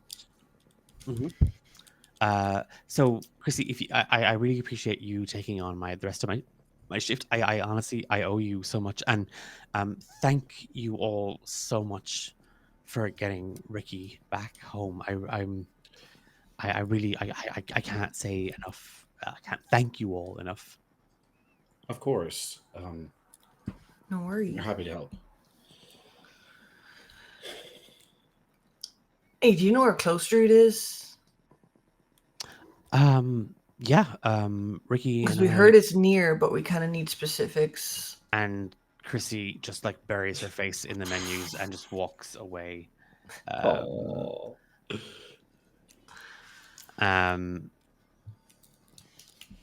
She kind of looks at you. Ricky and I, we live a block down from Close Street. So, uh, do you guys? Can I get you a ride? If that would be Yeah, great. If that would be that's sick. not too much to ask. Yeah, of course. It's the least I can do. You're staying at Dana's house? She's just Yeah. helping us out. I overheard, and she kind of points to you, Max. Yeah, she's gonna set us up till we can get like our ride fixed or whatever. Oh, okay. Yeah, I could swing by her house. I can drop. I need to get some stuff anyway. So, and is there anything anybody else is doing at this point? I think Norman feels a little protective of Ricky, and I think he's just like however long it takes him to get there, he's just checking in on Ricky and making sure he's okay, I think. Okay. Ricky just kind of nods. He kind of looks at you. He doesn't say or do anything. He's just again the Walkman stops. He hits the rewind and he starts playing again. Anybody else? As we're passing through the diner, and he's just kind of gonna look out for any like pictures of daisies or a violin case. Yeah, as you look around, you don't see anything. Like nothing stands out to you. Max just kind of following the others. Yeah. Okay. Yeah. Yeah, the three of you kind of follow Debbie out. A lot of people are kind of like, wishing her well, they're kind of looking at Ricky. You do hear people say, I mean, he was odd before, but does he seem all right to you? Like, people are just kind of talking about him. As then, we're go on. going, can I read a bad situation Mhm. right now? Because like kind of for the way back, I guess. Oh, maybe I can't. Is that that's a 6. That's a failure. Okay. No, there's nothing really. You don't catch anything. You're kind of lost in kind of. There's a bombardment of stuff. Like I don't know any. Have you shown the drawing, or is that something you've kind of kept to yourself, or have you shown the others? I think she will wait until they're back at the house. Okay. But between Max and the old lady at the police station having a heart attack, getting into the town, no sound outside, sound inside, there's so much to unpack.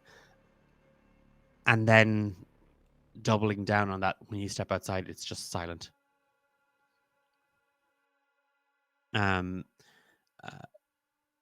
Debbie kind of, you see her kind of go for the radio, and she starts to adjust it, and there is just static. It's just static.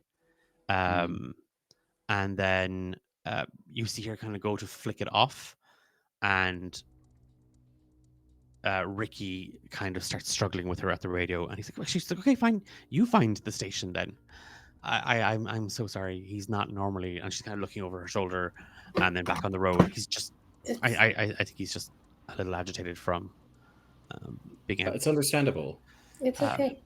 Do I hear sound coming from Ricky's Walkman? You can't hear anything. You can hear the whirring of the mechanizations inside, but it doesn't sound like there's any music or anything. It just sounds like the internal dials are spinning.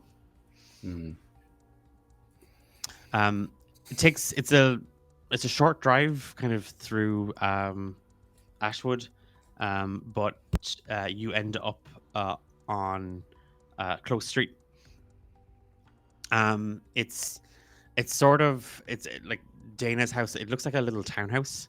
It's sort of sandwiched between like what might have been a pharmacy at some point and like a bank or teller's office.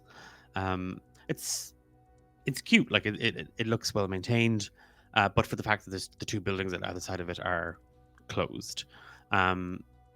You get out of the car and Debbie kind of follows, and then you see that she lets herself in.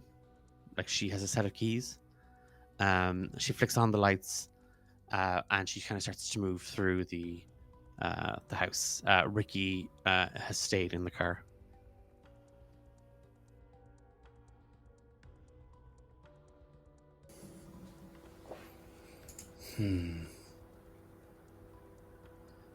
Yeah, I think Norman will head inside with. Yeah.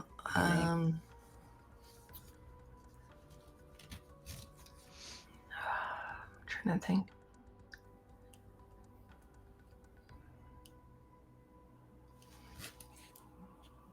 Yeah, before we leave the car, I'm just gonna be like, Ricky, you okay, man?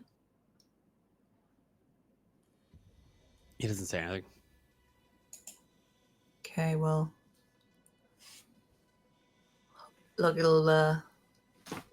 we'll get this like figured out. All right, don't worry.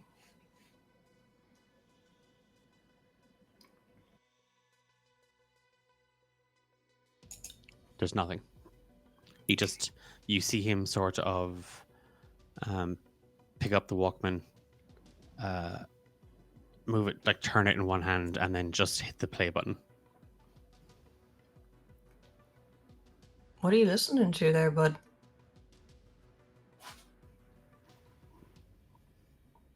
Doesn't say anything. All right. Max will head inside. I don't think it's not gonna fucking attack a teenager in the middle of a car or something. You like Annie and Norman, have you already kind of headed in? Okay. A couple of minutes later, Yeah. like again, it's well furnished. Like it's a little eclectic. It's like there's no one particular style. It's like lots of different things. Like Dana seems to just, if she likes it, she buys it and she puts it in her house. So there's far too many throws. There's one too many pillows. There's like copies of Rembrandt, and then there's like pop art on the wall. The wall also, by the way, has about 5 or 6 different swatches of color on it. And you can see kind of there's a couple of buckets or tins of paint that are kind of like on some plastic sheeting next to the hall. And a couple of minutes later, as you all kind of mosey in through, Debbie kind of comes down the stairs, and like she's got kind of a go bag with her. So the kitchen's just through there. The guest room is at the back of the house. There's a bathroom down here as well. I'm going to leave my number by the telephone, and she goes over and she kind of jots down. If you need anything at all, before Dana gets back, you can just give me a call. Like I said, we're only a block away, and I'm going to get Ricky home. I'm going to get him into a bath and help him get some sleep. So, good night, and again, thank you so much. No, thank you for being so hospitable, and just look after Ricky. The kid's been through he's been through some stuff today. She's nodding, and she's like, "Yeah, of course," and she's out the door. As I close the door after, I think Norman just kind of crumples a little bit. It's just like, oh, this town is so weird. Yeah. Annie and I had an idea, Max, and I think Norman regales Max with his boombox idea, because then he talks about how he shows the other Walkman that he got from the kid. I was like, he explains that he was given, like, I don't want to be just explaining everything in character, but he explains that Ricky gave him this, and it gave him some sort of it gave him some measure of protection from, like, he never heard the siren call, he never went down to the thing, he couldn't hear anything else, but then he also explains the weird feedback that happens sometimes with it. So So I was thinking, much like the drum kit in that performance room, I think we have to play along or play our heart out or die. Um, Not to be cheesy and to call back to the thing that keeps being said to us, but I think we might have to play some music or set something up to protect ourselves. And I think that little Walkman that Ricky had was, I mean, well, this one helped me, and I'm assuming his one was helping him. I hope his friends have some. Do you think there's like something special about the Walkman? Because he's still pretty attached to that thing. I mean, kids are very attached to their things, firstly. And I mean, I know that I loved my protractor set when I was a kid. And I would take that thing everywhere. Um, but yeah, I'm sure he's just quite attached to it. Maybe it was a gift from his mom. But regardless, I think it's about the music. I don't know if it's about the object itself, but I think it's about being able to play sound, because right now, sound is being controlled against our will. Yeah, but do you think that's like Max, or do you think that's the monsters? Because I don't know if they're connected. You mean Mike? Yeah, sorry, I'm Max. I'm confused about the question earlier. It's all right. You're a lot less injured than you were before, but you took some hits. um, uh, I think maybe it's him, maybe it's the monsters, maybe it's both. We're being told that these people are now lords or whatever they're calling themselves. So maybe they have some sort of influence over these things. Obviously, music was his thing. Maybe he attracts weird sirens. I don't know. That's what Annie described them as, like sirens, kind of like the Greek myth, ladies singing dashing sailors upon the rocks, you know.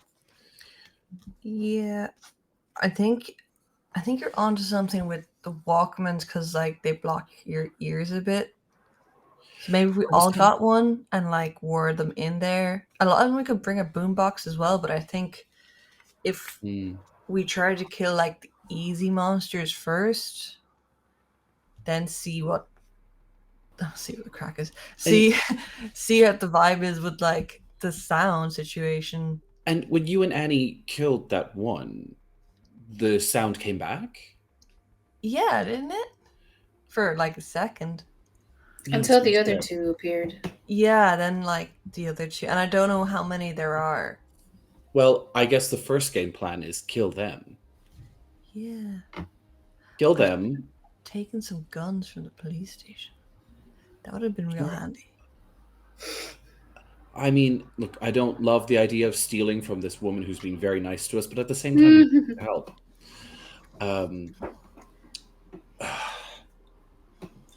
Do you think she has any radios? Oh, in her house? Oh, guns? Oh, radios? Maybe. Sorry. Look, she's a police officer. She probably has a gun by her bed. But she might have she might have a radio. Everybody's got a radio. It's the 80s. We'll take a look for a radio. I'll take a look for a radio to see if I can find something. And if there's two. Yeah, there's two radios in the house. Like if you're just moving through Dana's stuff, in the kitchen, plugged into the wall, kind of on the windowsill that looks out onto a small yard, you do see like an AM/FM radio. And upstairs, Annie, you find an alarm clock radio, again plugged into the wall. None of these are portable though, so they're not gonna help. But I don't know. Maybe some background music will inspire us. I'm just hoping some background music will stop us from getting drowned. Surely they can't hear us here or lure us from here. I would be I would just be very, very careful in our assumptions of this place because we've made some already and they've not worked out. I think so. I've what I was trying to do with the drums back in the camp. I think we might be able to do something like that again, but on a little bit of a bigger scale. With, I'm not. I feel like I was.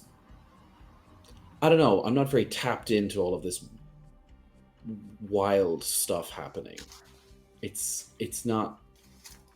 I don't get it. Yeah, it's kind of weird. It's it's strange. I mean, I can try again, but we'd have to maybe modify one of these radios. I mean, I'm not particularly handy with a radio, but maybe it's less about. I don't know. I'm just kind of throwing things at the wall and seeing what sticks. If I'm perfectly honest. Well, we could go see that guy Chrissy talked about. Yeah, we gotta I buy know. like a Walkman or something anyway. We only got True. one. She's gonna open her notebook and point at the picture of the violin case. And show us. Yeah. Oh. Do you draw that? No. It's Your ghost friend. a clue. Look, it's not the weirdest thing that's happened today, okay? No, It's no, not. no, it's really not. It's just, yeah, sorry. But yeah, he was tapping rhythmically and was a little bit burned on his Maybe- side. So that's kind of Maybe- scary. Maybe he's the guy from the recording you heard. On the Maybe. Walkman? The conductor? The kids teacher?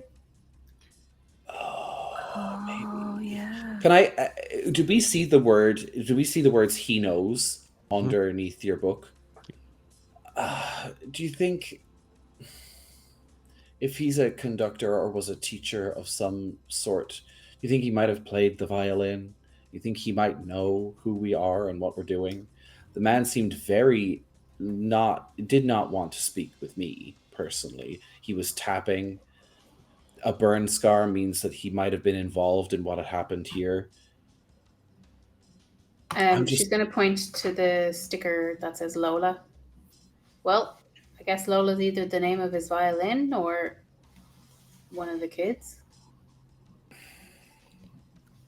You know, it's kind of interesting that the old guy from the shack, he said that they couldn't hear that fire either before.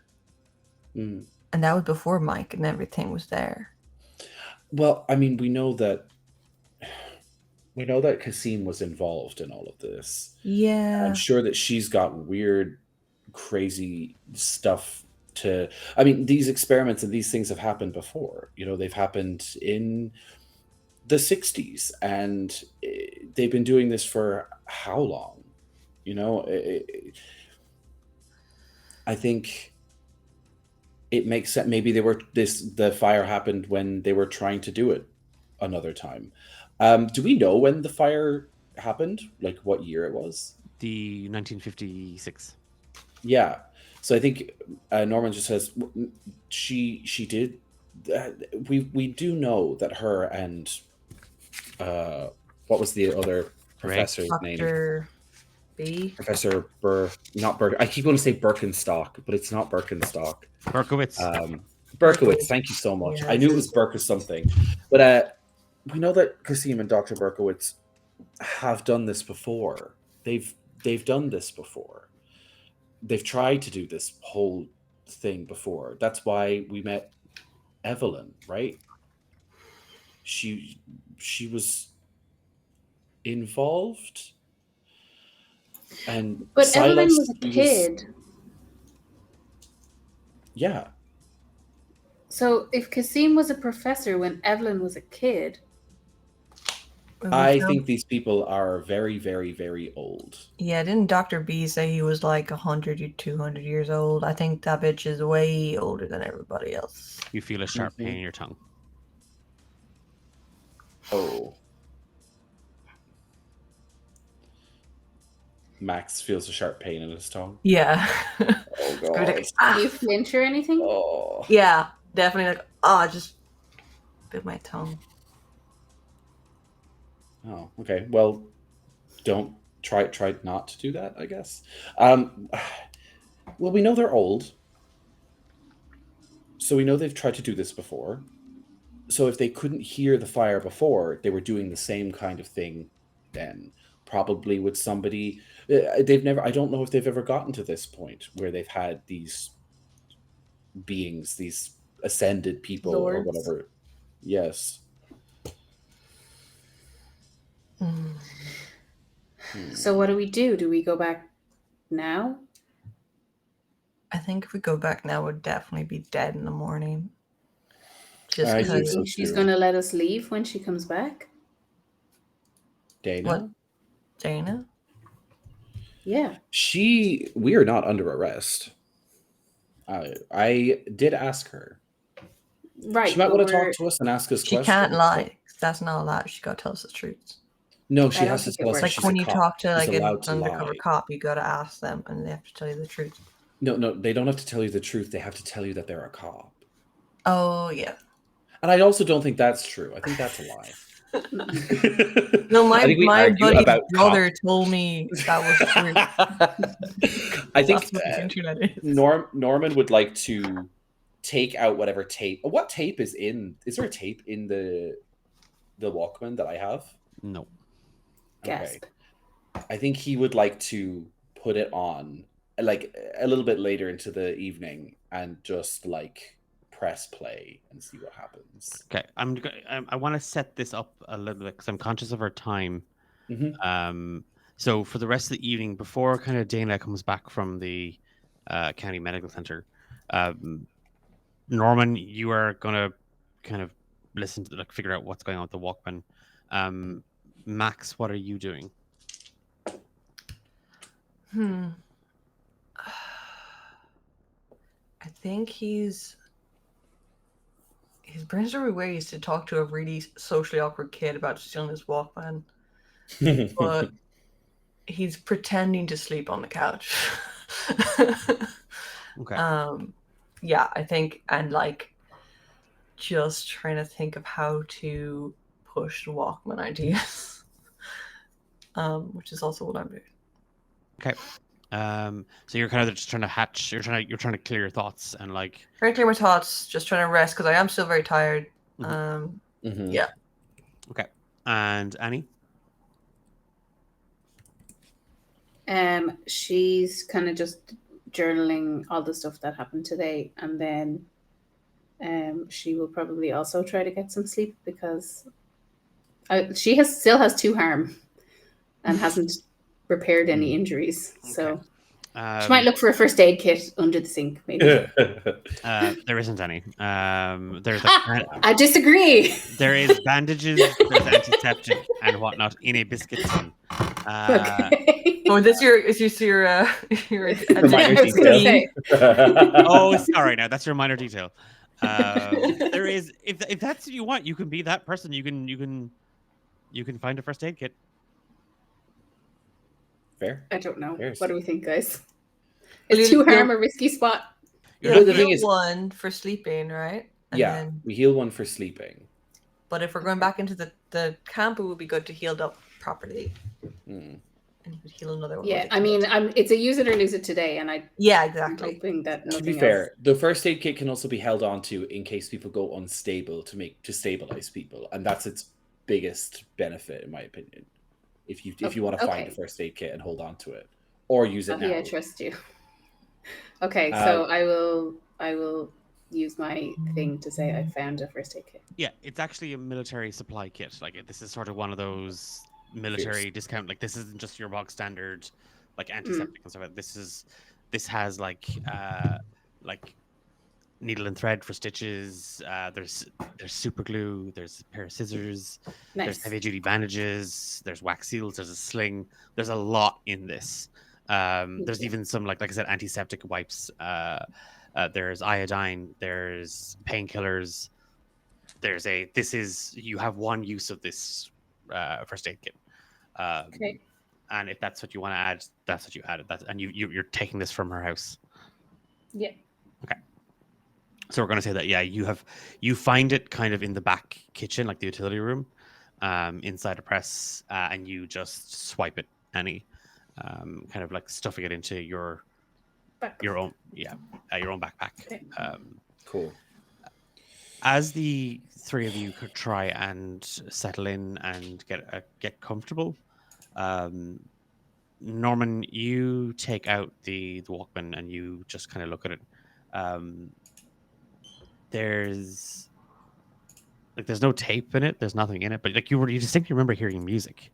You can remember hearing Ricky's voice, how that worked.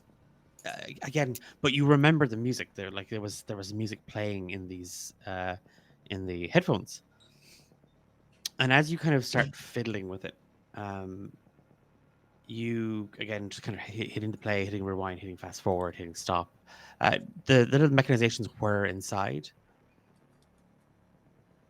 and then the radio switches on in the kitchen, and then the telephone rings, and the doorbell starts going, and the TV turns on at full volume, and the alarm clock is blaring, and sounds are going off. The smoke alarm is going off. The timer on the oven is ringing violently. There's a clock on the wall of Garfield, and it's playing just music out of it. There's a record player in the corner of the living room that just starts blasting music. Everything is at full volume. You were all, any sort of sleep that you had kind of drifted into, any sort of daze, you were all pulled from it as sound just erupts in Dana Holt's home. Can I click it to stop? And does it stop it? It stops. What was that? Sorry. I might have made a discovery. I just turned this on. I just turned it on and all of the sound came back. But it came back like it was like, can I go check the phone? Like, is there like an answering machine on the phone or anything? No, she doesn't have an answering machine, but there is, like, the phone is just there, and you do see Debbie's number.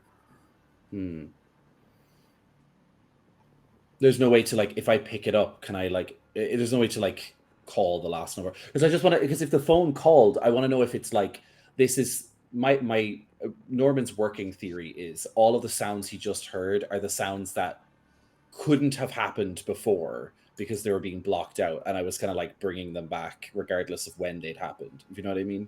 Yeah. Does that make sense? You do know, like, there is this sort of callback or last call return. If you punch *69, nice. I will. I'm not just saying 69 for the shit. That's a real thing. That's a real thing. I know. Just 9. No, I know. I just wanted to say nice. It was the number. Sorry. These days, everybody, it's 6-7. 6-7. Oh God, don't 6-7. Started. I don't understand. I don't understand. No, I I don't get it either. Felt like I had to say it. So I was doing the thing that they do. I'll punch that number in and see. Although, is it really late? It is. Like, it's Okay. close to. It's close to, like, maybe 11:30 at night. Yeah, I think he thinks again and decides not to, and just kind of decides to think like, I'm just going to go with my theory, and that's what happened, because he's like, he has been getting the context clues here a little bit, and has been like, I don't want to accidentally ring Debbie and because if she's the last person who called at the middle of the night, and she just dropped us off here, and she wants to get her son to sleep and whatever. So he's like, I picked up on a context clues of her picking up a bag from here and having keys to the place. Mhm. It's like, I don't want to call this woman after we've just, like, if she was the last call. So he's going to leave that and just kind of sit with everyone and just say, I think we should sleep. However, I think this is very important. This seems to be able to manipulate sound. It's not, I open it up, it's like, there's no tape in here, but I heard music from it earlier, and it seems to bring the sound back. I would be very interested to see what it's like if I hit play around on this thing around those sirens. Yeah. Yeah, Hmm? sorry, go for it. I was like, I know the kid's been through a lot, but maybe tomorrow we could go talk to him about it, because he also had a Walkman. Weren't you guys like communicating through them? True, we were. I'd feel it If would. they all had We, them, maybe we could find them in the camp or something like that. does the one that I have another name on it? Debbie. Oh. Okay. Well, this is his mom's. Oh God, I feel bad. Just kind of I'm gonna put it back in my bag and just be like, I don't really want them to know that I still have it, because this is really important to us, and I don't. We can give it back when we're done. Maybe we could ask Ricky if we could borrow it or something. Yeah, like if we can not of like frame it, but we can find those kids. Maybe that could be useful. I know he probably want to help his friends. True. We can ask in the morning before we head to the store. Yeah. Okay. But I think we should get sleep. Rest. Mm-hmm. You see that the couch, again, it's old. It's definitely been upcycled, but there's a lot of blankets and pillows and stuff on it. It does pull out into a bed. And Annie, you do, like, as you were kind of rooting around towards the back kitchen in that area, there is a small hallway, and there is, just past the bathroom, there is a spare room, like a guest room. There's like gym equipment in it. There's a stair lift that has like a bunch of clothes thrown over the handlebars of it. There's kind of boxes and stuff kind of just all around the place. And yeah, there's a small double bed in here as well. Everybody's just going to try and get some rest. Okay, that's where we're going to take. That's where I'm going to take back control of this for the for our outro, for our closing scene. And in this moment, Norman and Max, as you kind of get comfortable on the, it is a very gnarled pull-out futon. Like, it is not comfortable. You can feel the springs against the very thin cushions, but you are warm. You are safe. Max, you can just hear Norman. Again, it's the familiar sound of the plastic buttons of the Walkman, just kind of back and forth. You remember Professor Kasim. She's told you she wants the Walkman in the shed tomorrow at 6 p.m. And you can see her. It's almost like she's standing over you here in Dana Holt's house. And you drift to sleep, and you find yourself standing in the sports hall at the Winter Ball. Emily is just under the disco ball, and there is just lights spinning around the room. and you just see her swaying and her dress kind of swishing behind her. And you can kind of hear her laughter just kind of reverb around this empty space, and it's just you and it's just her. And there are people here. But they are shadows. They are nothing in this world because she is yours. And she kind of moves towards you, and her hair flows to one side as her hips kind of turn to the other, and she's swaying to the rhythm of the music. And then she's right in front of you, and you see she just yanks a pair of headphones off her head, and she screams in your face. It is a blood-curdling scream, and black ichor chokes out from her throat and spills all down the front of her dress as she just begins to wail and cry. And you see her jaw sort of twist and mangle, and her eyes are just pained in distress. Norman, you feel Max kind of tossing and turning in the bed, and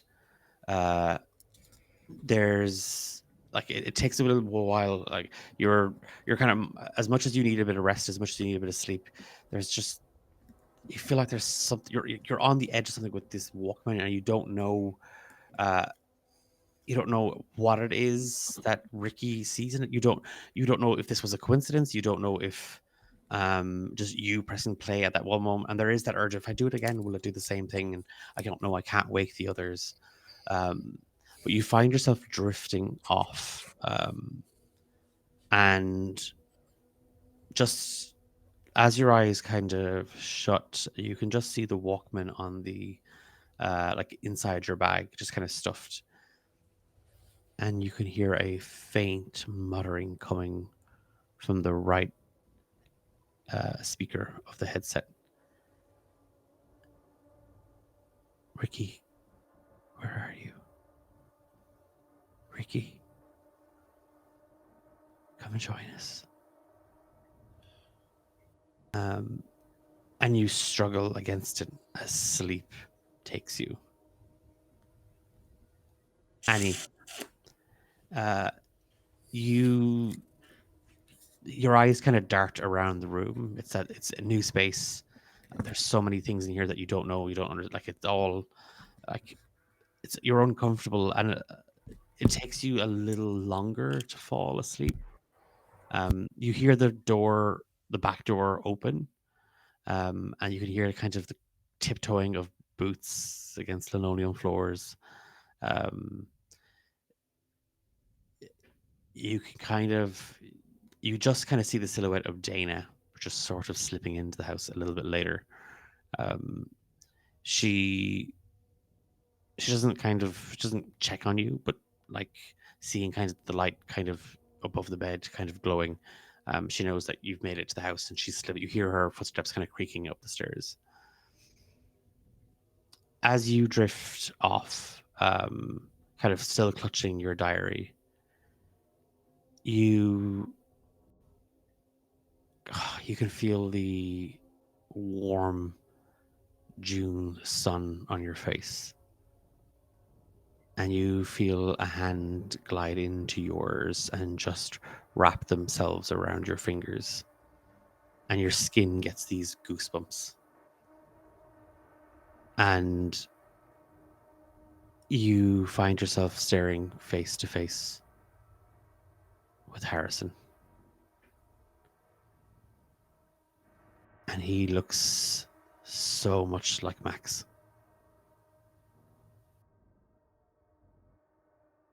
They could be twins, brothers. And he smiles at you. And then you see kind of the smile fade.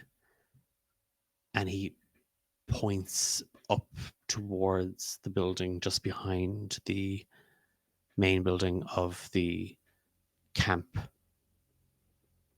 And you see the glistening light on the lake.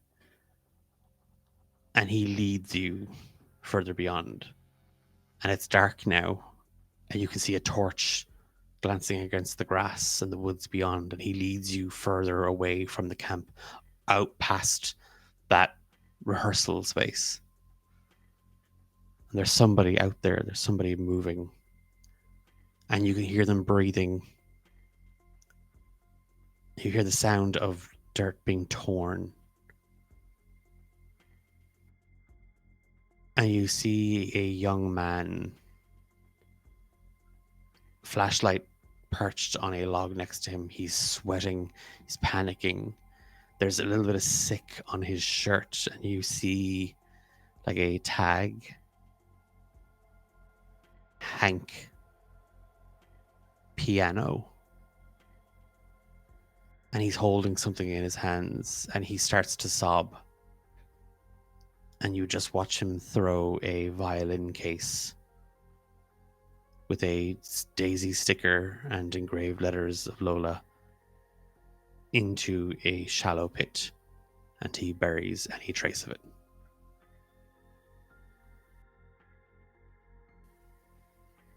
And that is where we'll leave our session.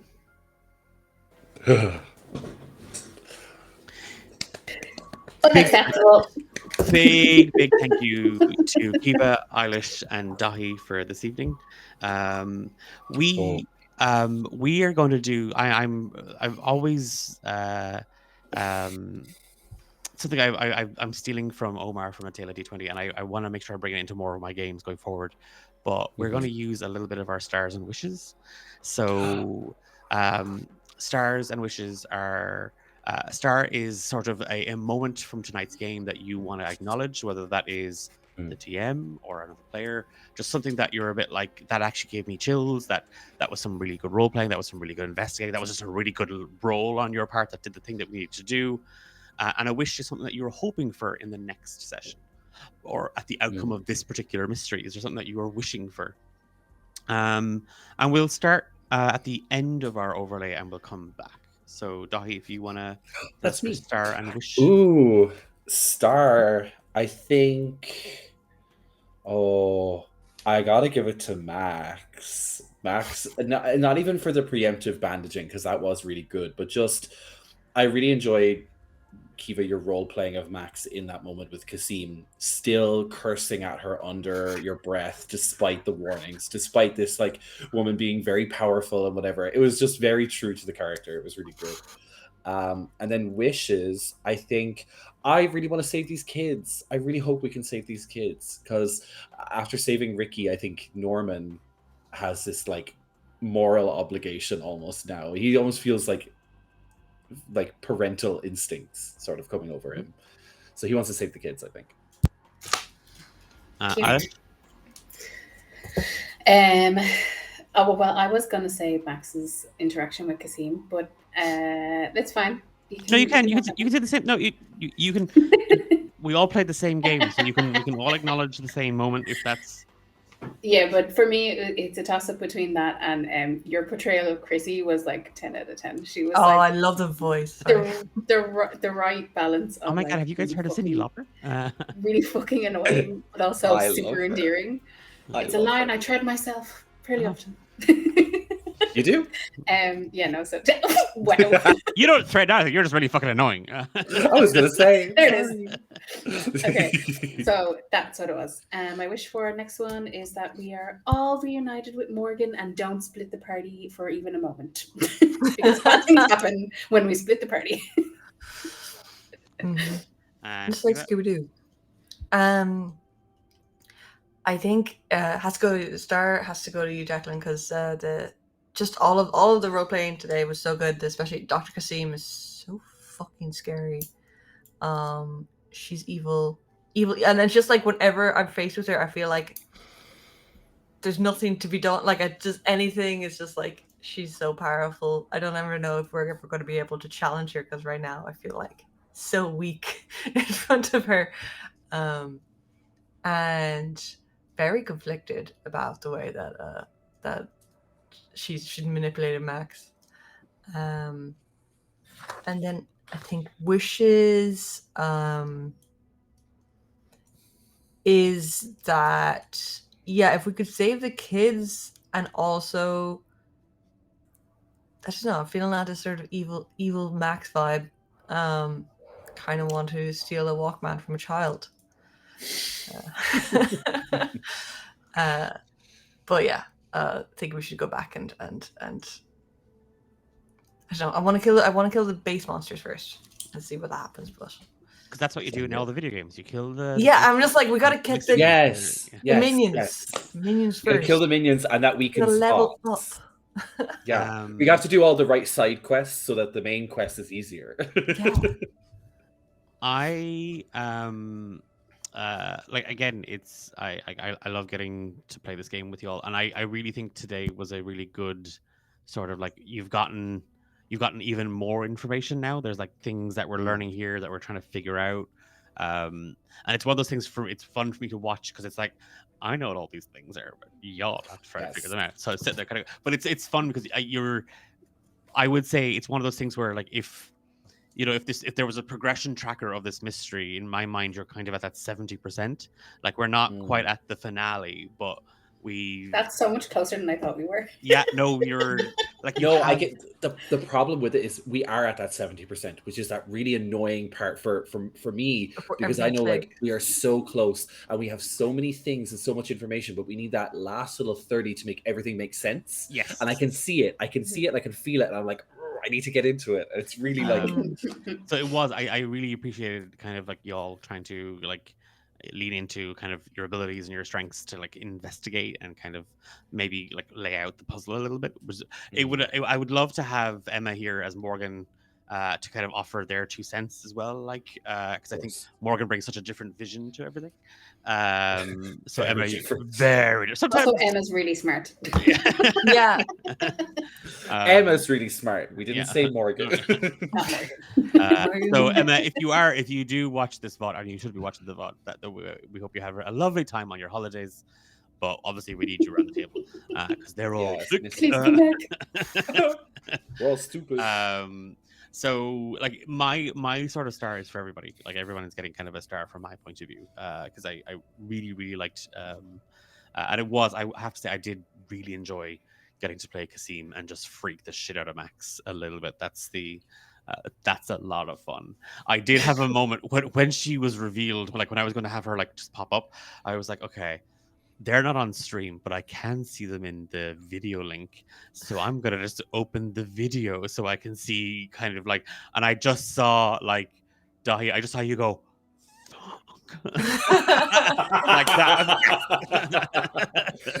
You gagged me with that, to be honest. When I saw that she was there, because we only a couple of sessions ago got the moment where she burned down the shack after Norman had his vision of that guy. Yeah. So like her threat is like very, very real.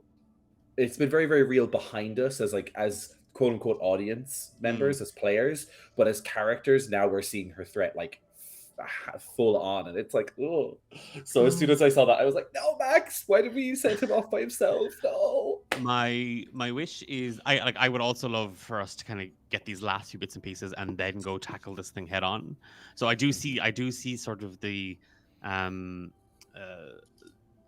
dealings with Overlord Macarics kind of being. I definitely think there's 2 more sessions. That's the way I kind of see it in terms of like succeed or fail. Like I see it kind of getting wrapped up kind of in the next 2. So that's I'm really looking forward to seeing what ye piece together and what your interpretation of it all is. Okay, that's it from us. It's tonight was a blast. Thank you so much if you watched along and you were chatting away with us. If you are catching this in VOD, make sure you check out all our other stuff. I want to quickly mention some of our other stuff that are running. So I'm back on Thursday night with Ben. I might be doing a bit of streaming on Wednesday. I'm in the middle of editing episode 4 of Echoes of the Grove, our Romancing Dungeon mini-series. If you haven't listened to it, I would strongly encourage, if you like kind of more darker, heavier, misery. If you like the misery, well, that's why you're here. Welcome. Would you like to play a game with us? Romancing the misery. Yes, yeah. Misering the misery. But if you, I would love if you would check that out. It's it's a piece of fiction that I am particularly proud of. I mean, I love all of what we get to do, but I'm really, really proud of Echoes of the Grove because it was my first time playing with most of those players in a long form campaign or a long form adventure, and then just seeing them absolutely knock that story out of the park. And out of the 4 players, 2, 3 don't listen to Romancing the Dungeon, like or we're not up to speed with it. So it was phenomenal to see them kind of like pull what they needed from the world, get their characters, and just go hell for leather with it. So that was a blast. And I'm really, really proud of Echoes of the Grove. So I might be streaming myself editing a little bit on Wednesday. If you're around, you want to pop into chat and say hello, or if you have questions about editing or writing actual plays and stuff like that. I'm back on Thursday with Ben and Declan on a roll, and we are going to be talking about kind of the characters at the table, not necessarily in the game. So we're going to be talking about kind of the people and the personality types that we see being drawn to these spaces. And we're going to be kind of talking kind of about attitudes and behaviors and stuff like that, and managing maybe expectations and personalities and stuff like that on Thursday night. And then there's even more content next week with TTRPG Trials, Romancing the Dungeon. And we have some new shows in the works. So I'm going to mention our upcoming charity stream as well in December. If you want to play games with us and you want to get involved in the Jingle Jam and you want to help raise money for charity, do pop over to our Discord server. That is where you will find all information. It is where any available seats will become available that you want to apply for. And we're back in 2 weeks' time for the next episode of Market for Midnight. Until then, take care, and we will see you then.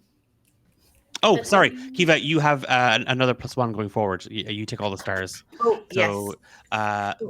that's not a use it or lose it. So you could use it as +2 on something if you wanted, or you have Yeah. 2 +1s. So Cool.